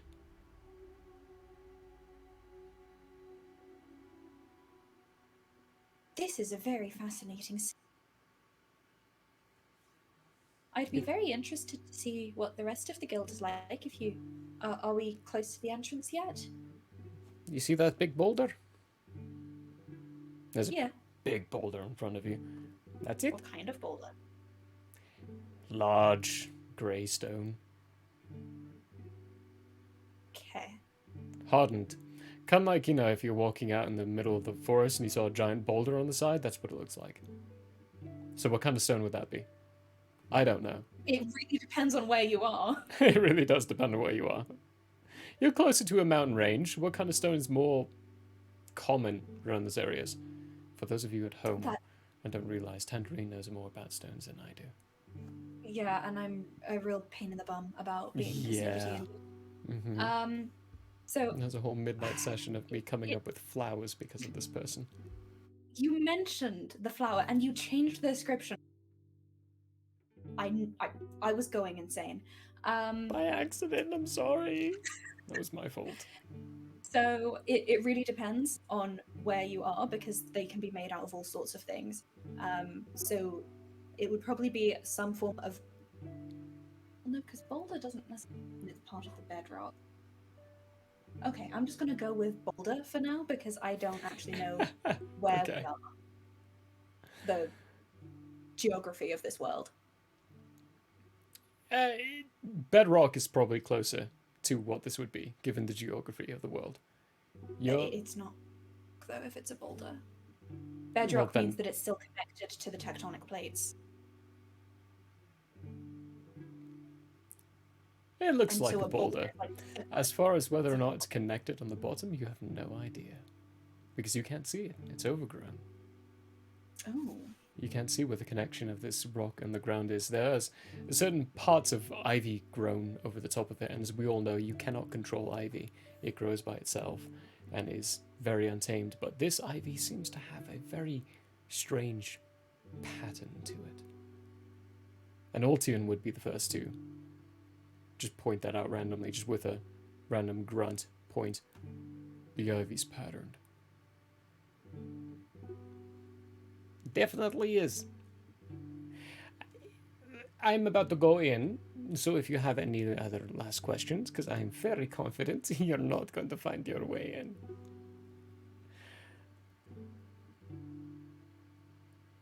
I could be surprised. And then come back out just so we can see the process. Unfortunately, I am reaching my time limit on certain things. I can go in and ask someone else to come back out, but I myself need to go in. Great. I'll do that. It was a pleasure Watching meeting. very carefully how this happens. Yeah, full focus. There is almost like a door shape and kind of an arch way. Very clean of overgrowth. The pattern of people walking fits. People walking to this portion of this large stone in front of you. And she stops in front of it, puts her hand up to it, and then walks through the stone.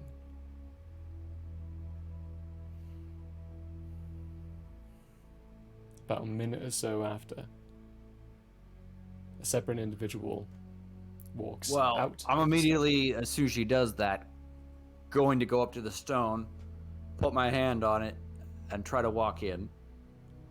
You put your hand up on it, and it feels like solid rock. And then you try to walk into it, and you walk into it. Solid rock.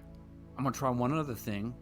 Since you said it's gonna take a whole minute for this other person to come out. Yeah, go for it. I'm going to speak the elven word for friend.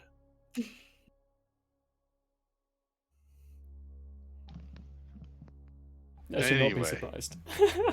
You speak the elven word for friend. Solid stone. Okay. Well, I guess I'll wait for whoever comes out.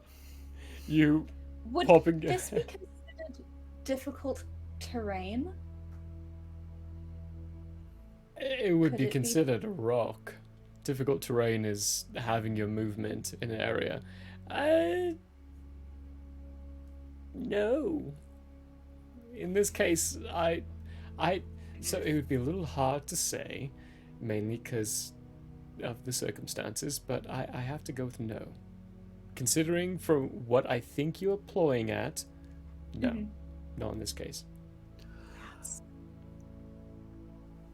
Snazboop will try to sense the magic behind the stone and what it needs to submit to letting him in. Okay, give me an Arcana check. Okay. 12. 12? Your hand on the stone, you feeling as much as you can, trying to sense any kind of magic. You put your other hand on your lute for a moment to get that extra inspiration behind it. This is a giant rock in front of you. There's no magic in this at all. Right as this other person comes walking out of the stone, sees the lot of you in front of him. I understand that you might have further questions regarding our guild, and have come out to answer them. Well, specifically, how do I get in? I cannot tell you that. Could you allude to it, perhaps? You must walk through the stone. Okay. Teffy was staring with 100% of her focus when Silver walked in and this chap walked out. When you say they walked through the stone, what precisely does that look like? Give me a does perception it- or investigation check. I love I'm gonna doors. go with perception. Doors are Okay. great. Actually, no, So I many am gonna things go to with do. investigation. Okay, 16. 16? Mhm. Also, Ultrian rolled a 27, so he's gonna Yeah, exactly. Ultian will get the same thing that Taffy would get on this, which is, have you ever seen, or actually let me ask this more specifically, has Taffy ever seen someone get absorbed by a liquid that you cannot see through? Like No. Like a bog, and for some reason my mind just goes straight to blood, like getting absorbed in blood completely. Like this liquid just flowing over you, and you can't see the instant the tip of the nose disappears, you can't see them anymore. Because that's what it looks like. The How stone, clear is Fishwater Lake? I don't know if Teffy would have seen that. it's not clear. It depends on your season. If it's harvest season, there's a lot of algae around there. Okay, So it's then not clear at all. She's probably seen people get absorbed by opaque liquids. Then that's what it would look like. It looks like they're walking through a liquid, and walking, I mean walking. Does it through ripple? a liquid. It doesn't ripple. It just moves out of the way like a liquid would. But Schnozboop, this is a stone.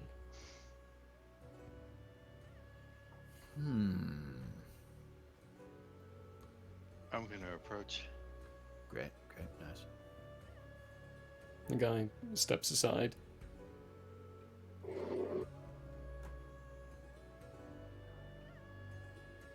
I just approached so that I'm closer. Oh. Oh, just closer. Okay. Teffy is going to. She doesn't have any detect magic or anything.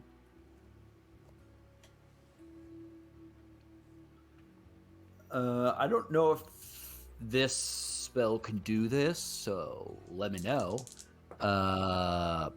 But I'd like to use Mage Hand to go through the stone to see if I can sense anything on the other side of it. Don't you have to see where the mage hand is going? Good question. Oh, that's a good question. I'm looking that up right now. Oh, that's not how you spell mage. Mage hand spell. I know it is. It doesn't say anything about seeing. Verbal, somatic, lasts a minute. Floating hand lasts duration until you dismiss it as an action that vanishes. 30 feet away from you, action to control, manipulate objects. Yeah, it doesn't say anything about that at all. You can move the hand up to 30 feet away from you. Okay. So creating the hand and then moving it through the stone, you can tell there's about a foot of solid stone before there's open space on the other side. I'm gonna feel around for a lever of some kind with the Mage Hand. Give me an investigation check. At disadvantage, considering the fact that you can't actually see or feel anything yourself. It's all based off the magic you're using. You said, which one was this? Investigation. Investigation. That's not as good. 13. 13.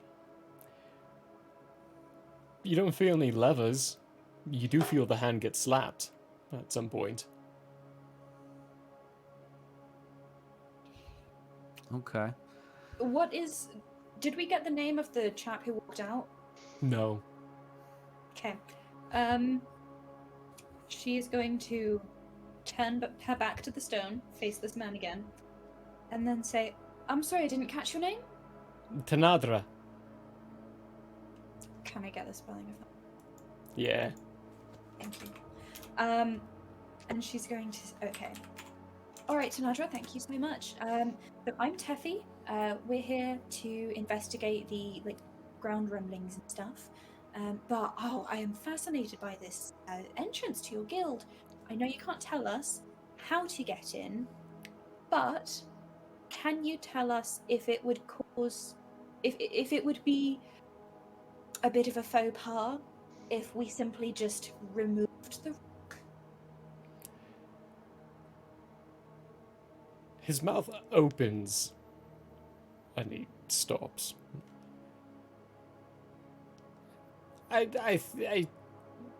You would probably be removed from Vilt.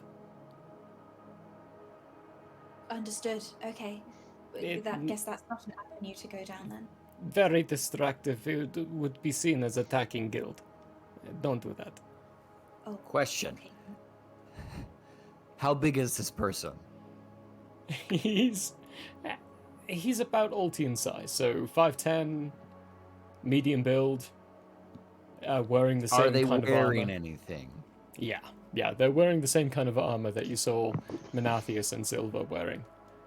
So vines kind of moving in between the little gaps. Weight-wise, what would be a weight differential between Snotspoop and this individual? Maybe about 60 pounds or so. Okay. We're gonna try it. Okay. Oh no. So Snotspoop's gonna give Teffy a little wink. And make himself go invisible.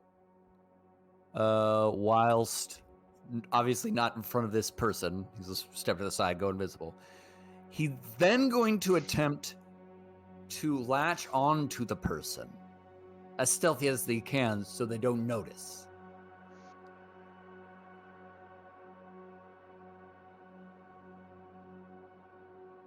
Peter, you beautiful human being. I need to look something up. Good, because I have something I'm going to try too. But Okay, when we what are get you done going to with try? Peter's, I'll let Peter go through. Okay. Hang on.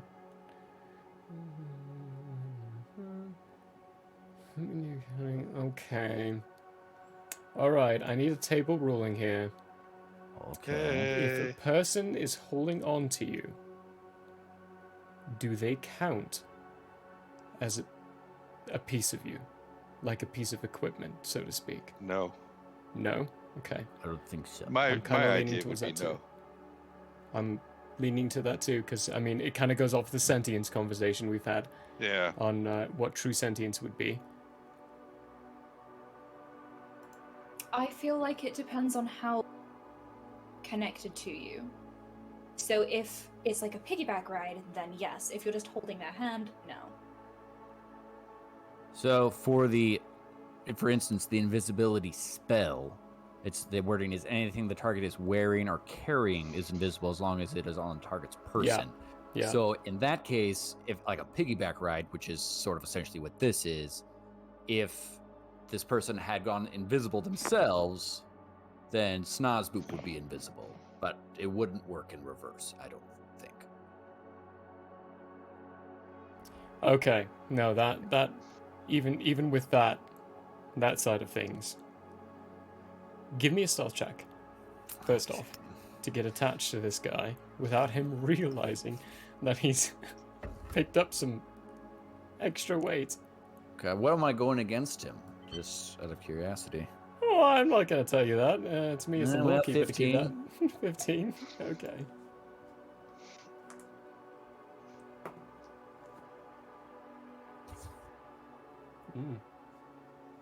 Okay, right. There is a shift in his shoulders. Schnozbib, you climb up. You get to a nice holding portion while invisible. He doesn't seem to shift at all, or move in his stature or attitude. Great.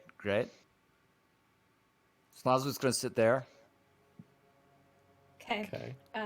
Having witnessed this, Teffy's going to say, to help with my curiosity, do you mind going in and out again? I'm so curious. I would love to figure. Additionally, Snazpoof would like to attempt to steal his guild pin. I just don't. The chaos behind this party so the consequences called the consequences for a reason. Well, I feel like we should just call this the chaos crew. It's pure chaos every time. Okay, give me another style check. No, this was a sleight of hand. Sleight of hand, that's This a one's 19. sleight of hand. Ooh, okay. While he's turning around, you manage to take his pin off of him. And it's Put it in on your myself. hand. You're in the process of trying to pin it onto yourself as very suddenly you are being walked into the surface of this stone wall as Great. he is going through it and you are not. Oh. Shame. Do I hear Teffy the and thunk? BT, Smells you would pretty hear good. the thunk of something, and you would also see the grass underneath getting flattened as something is landing on the ground. Okay. Okay. Yeah. Snozpoop is going to quickly put on the pin, try to do the hand thing and go in. Does it work? No. Okay. It doesn't. He's gonna drop the pin on the ground immediately in front of the stone, and then back up to act like he was with Teffy and Big Tin the whole time. Okay. And Is he he's still invisible. invisible? He's visible now. He's visible now. A moment later, Tanadra comes out. He sees you all. And... Did that help? I appreciate it, but no, I'm stumped. You did drop your pin, though. Okay. Give me a deception check with advantage, considering the circumstances. Oh, I should have phrased it differently then. So it wasn't Maybe so. by. Maybe so. Okay. Deception. Please be nice to me. Okay, that's just a 10.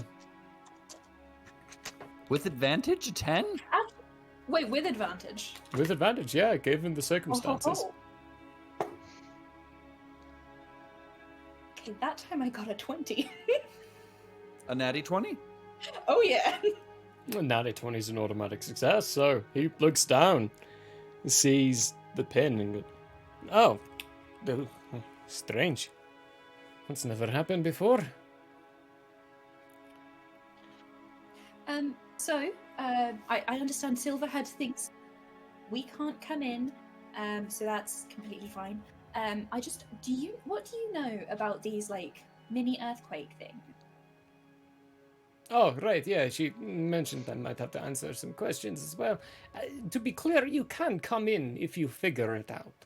But that's it. If you figure it out, we can tell you. And also, to be clear, if you do figure it out, you'll be the first. Put my head on the rock. Your head goes onto solid rock. Just keep it there for a moment. Do I sense anything to bond to? No. Nothing to bond to. This is a rock.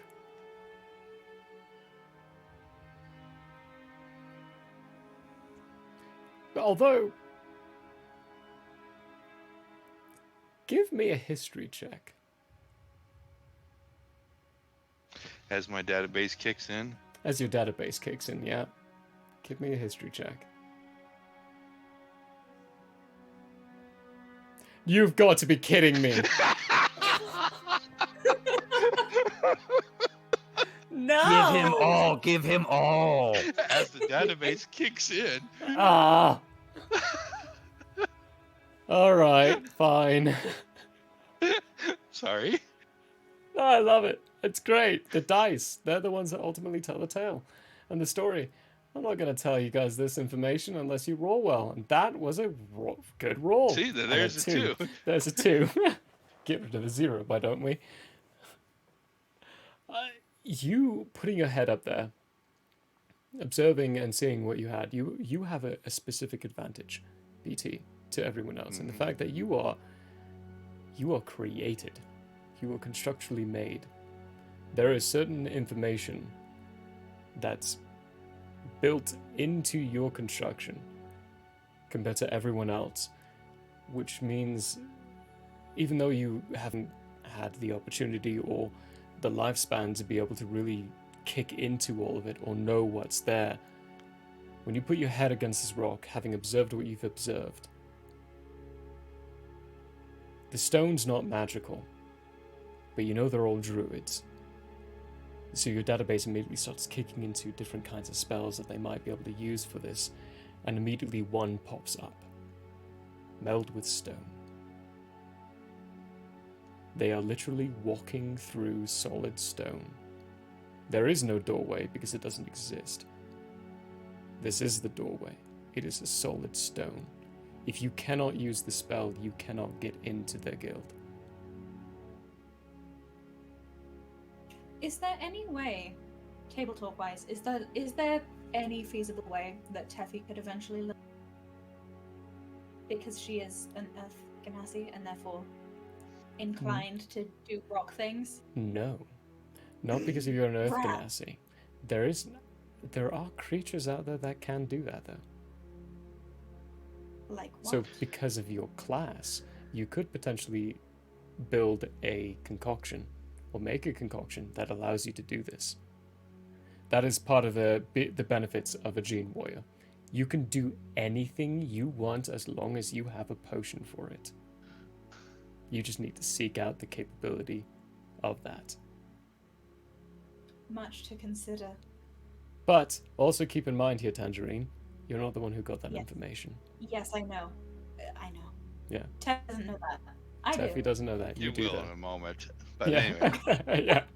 I figured as much, but I will pull my head off of the thing and go, analysis complete. And look at the guy and say, you use the druid spell meld with stone to walk through. maybe I did. Maybe I didn't.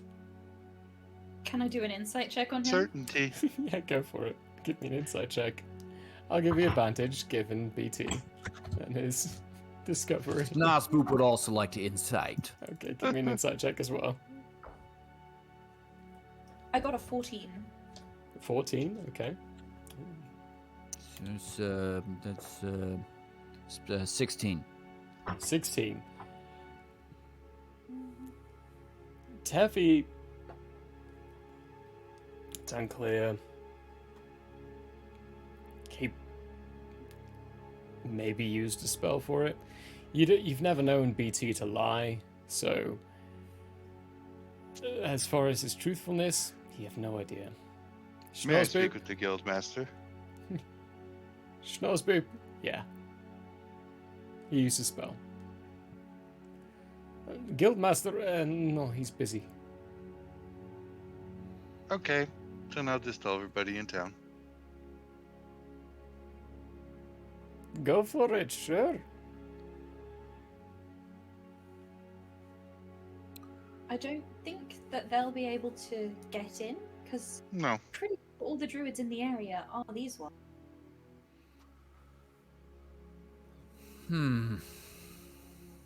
Well, that makes me sad not to enjoy the druid hospitality. That's alright, we're not really ones for hospitality. Not ones for hospitality. What a barbaric land this is, if so. They're We not don't friends. get visitors come by, they say hello, they leave. Fair enough. I assume that Ultian and Norzara have this spell. No, No, neither of them have it. Okay. Yeah. Is that even a spell that I can get? Probably not. Let's see here. And just quick question: what happens if a non-Gene warrior drinks a Gene warrior potion concoction? So the effects happen, but no matter what I roll.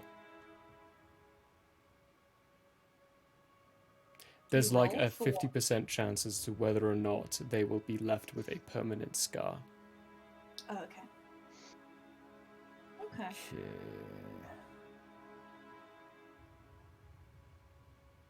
Which is different from the morphing class, which is an artificer class, which is the one that the Quailins have.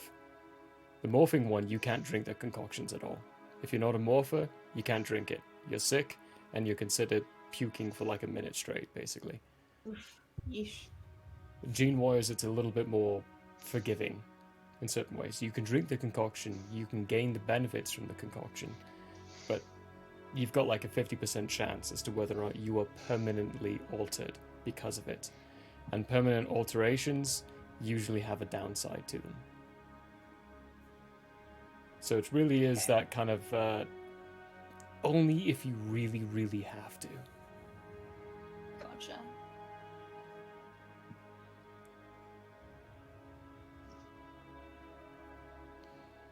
Yeah, no chance. Okay, well, I guess oh yeah. So we had no chance to get in. So what can you tell us about these tremors? When did they begin and such? Oh, tremors. It started maybe beginning of cycle around or so. Been happening for too long. The problem is the frequency. They've been growing in frequency. But they're not natural. We can tell you that much. We know they're not natural. Ooh. Glad that got out that way.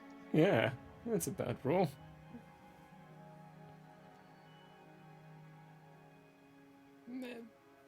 If anything, they're happening a little to the west of here.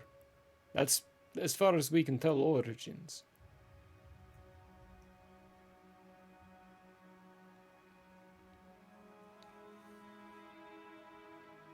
What's the frequency and the severity with? Frequency at first was maybe once a line.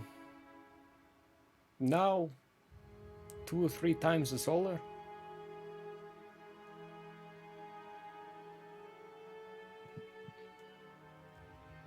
Would you say that the change in severity or change in frequency was a gradual increase, or was it just kind of like suddenly it went from once a line to a few times a solar? The estimation would be once a line. Gradual. Yeah, it was, not happening really at all, and now it's happening. When was the first one? A couple of lunars ago? Couple of lunars ago, beginning a cycle or so, maybe, Okay. And what about the severity of them? Are they like standard earthquakes where you can kind of they're more intense in one spot and then they get kind of weaker the further out you go?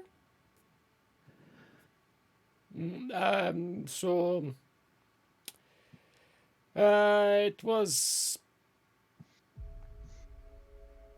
super subliminal. You can't really feel it.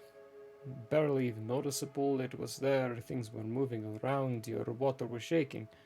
And now it is bottles falling from shelves. Things, if they're not secure, they fall off. Things are moving around now. Okay, as far as you're aware, do they seem to have some center? To the west. And that's as far as I'm aware. Okay. And now from your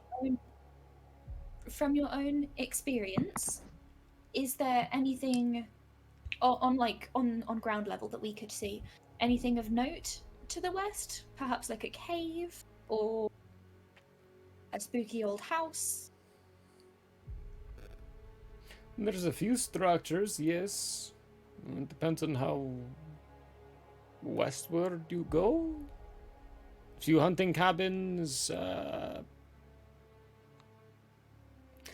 couple of old gene labs that have been explored.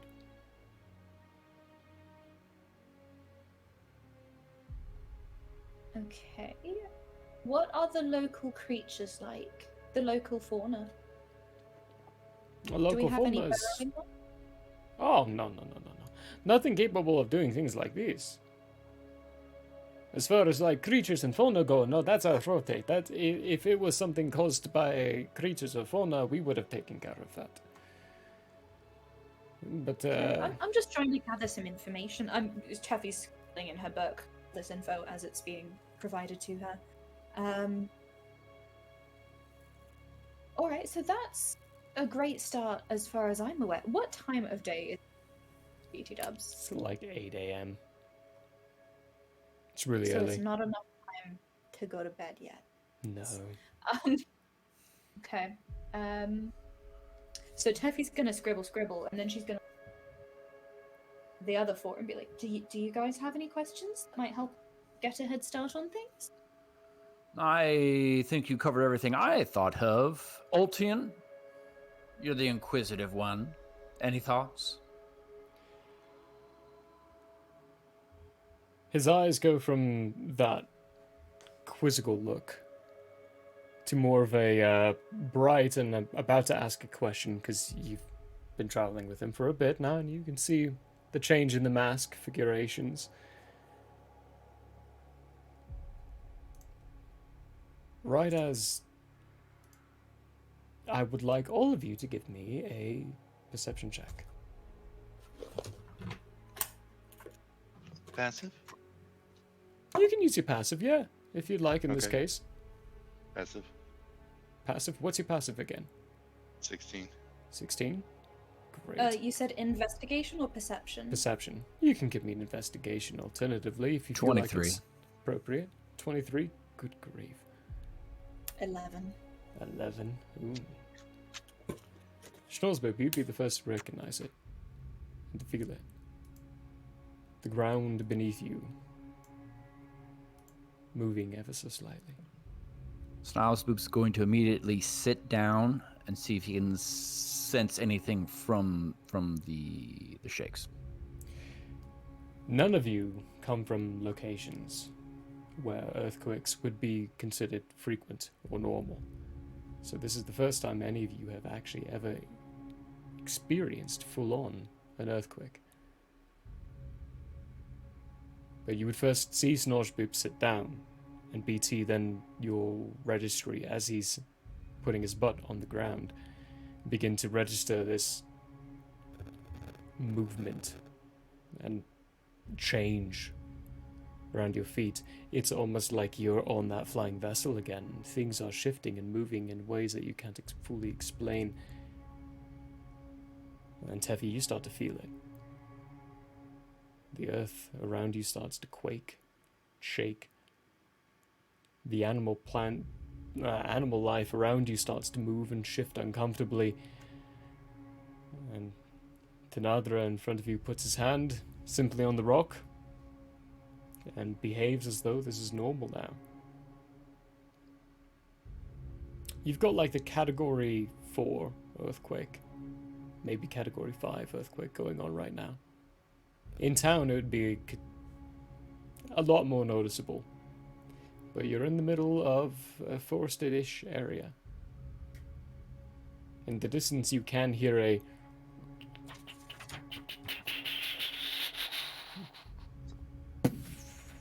of a tree falling. There's another one down. Dun. Another tree bites the dust. and it settles.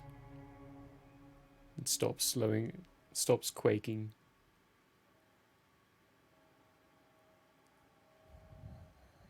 The first thing I would have been trying to sense is directionally where it came from, if any. Directionally, you've been told a few times, and now sitting down, kind of focusing on it. It's to the west. Just west or General west. Give me a survival check.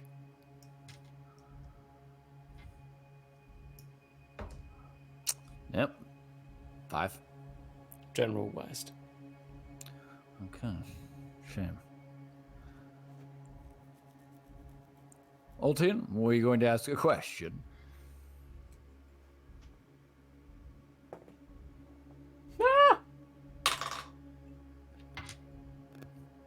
Yeah.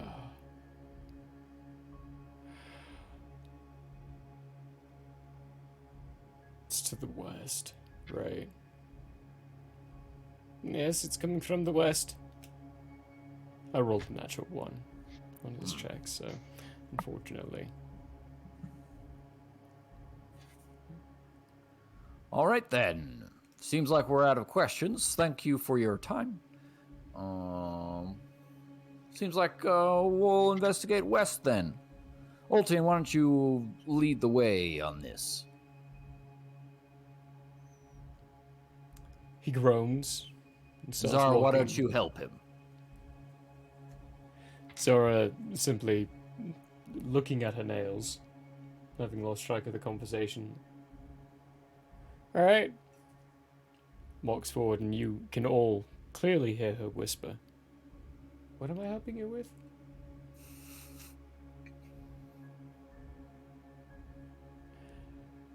So they start guiding the way, and Tanadra is like, do let us know when you finish this. If you do, the Guildmaster might give you entrance. I'll keep that in mind.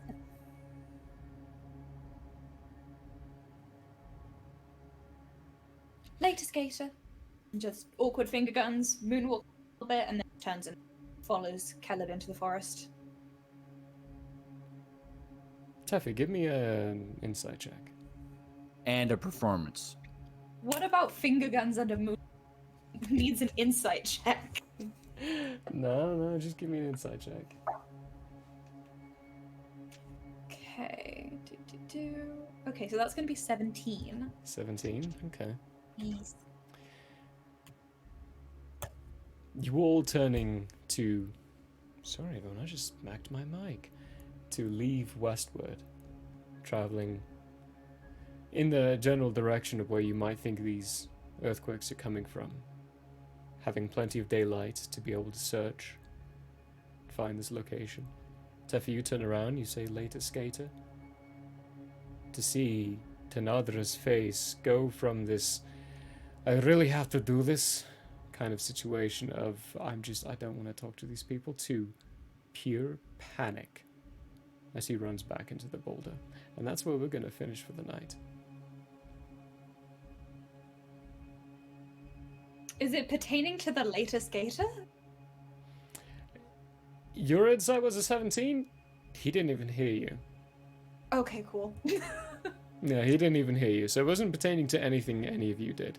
He just shifted very drastically and ran back into the boulder. Okay. Right. Hey everyone. Hope you had a hoot there.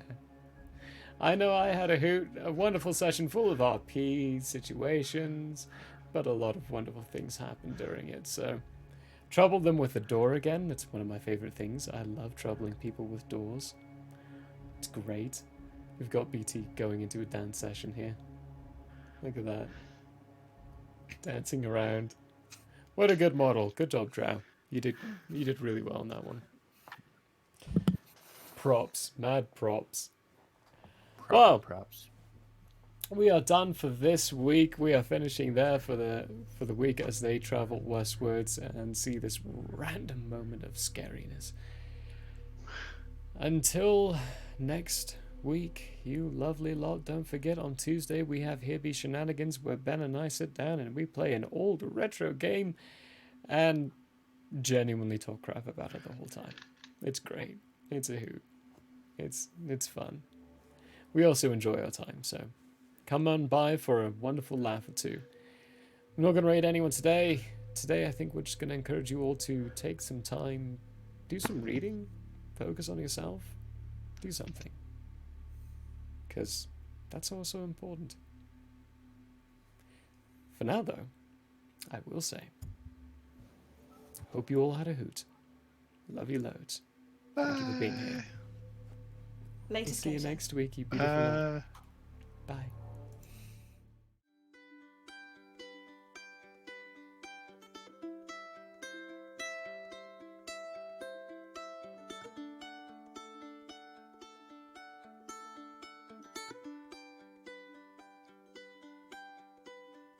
The year may have closed for now. We hope you met a friend this go around. Tired and blurry you may be. We hope your minds are full from this revelry.